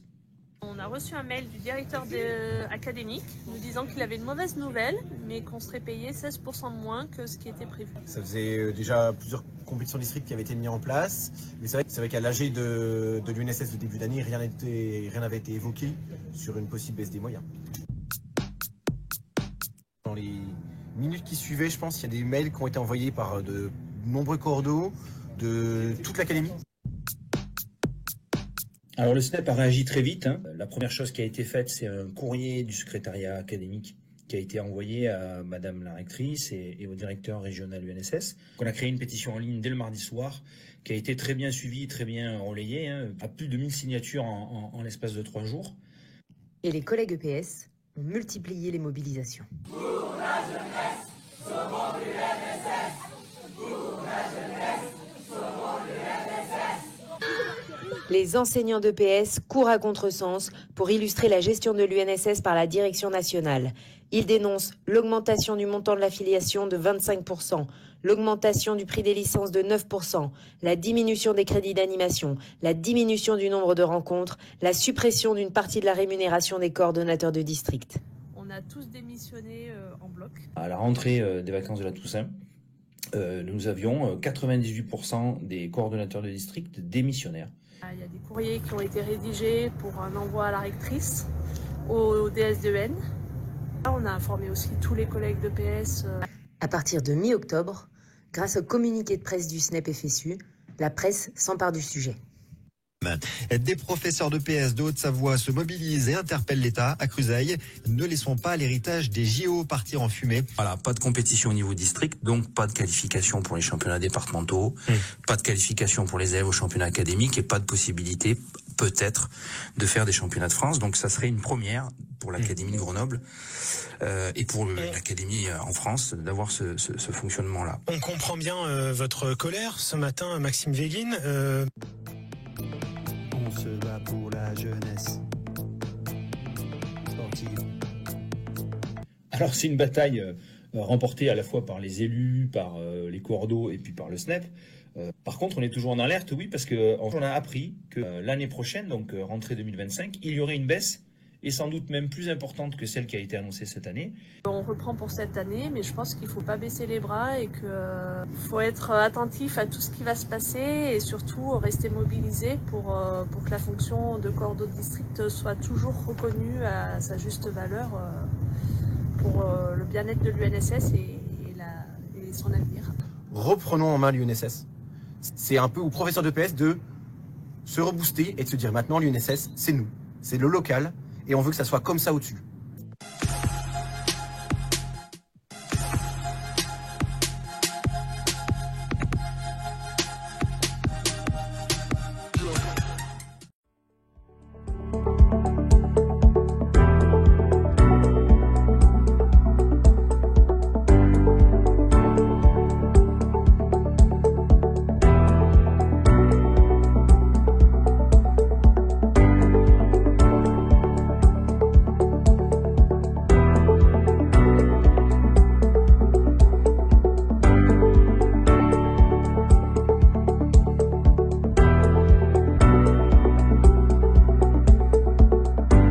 C'est-à-dire quoi EPS? Éducation physique et sportive. Physique et sportive.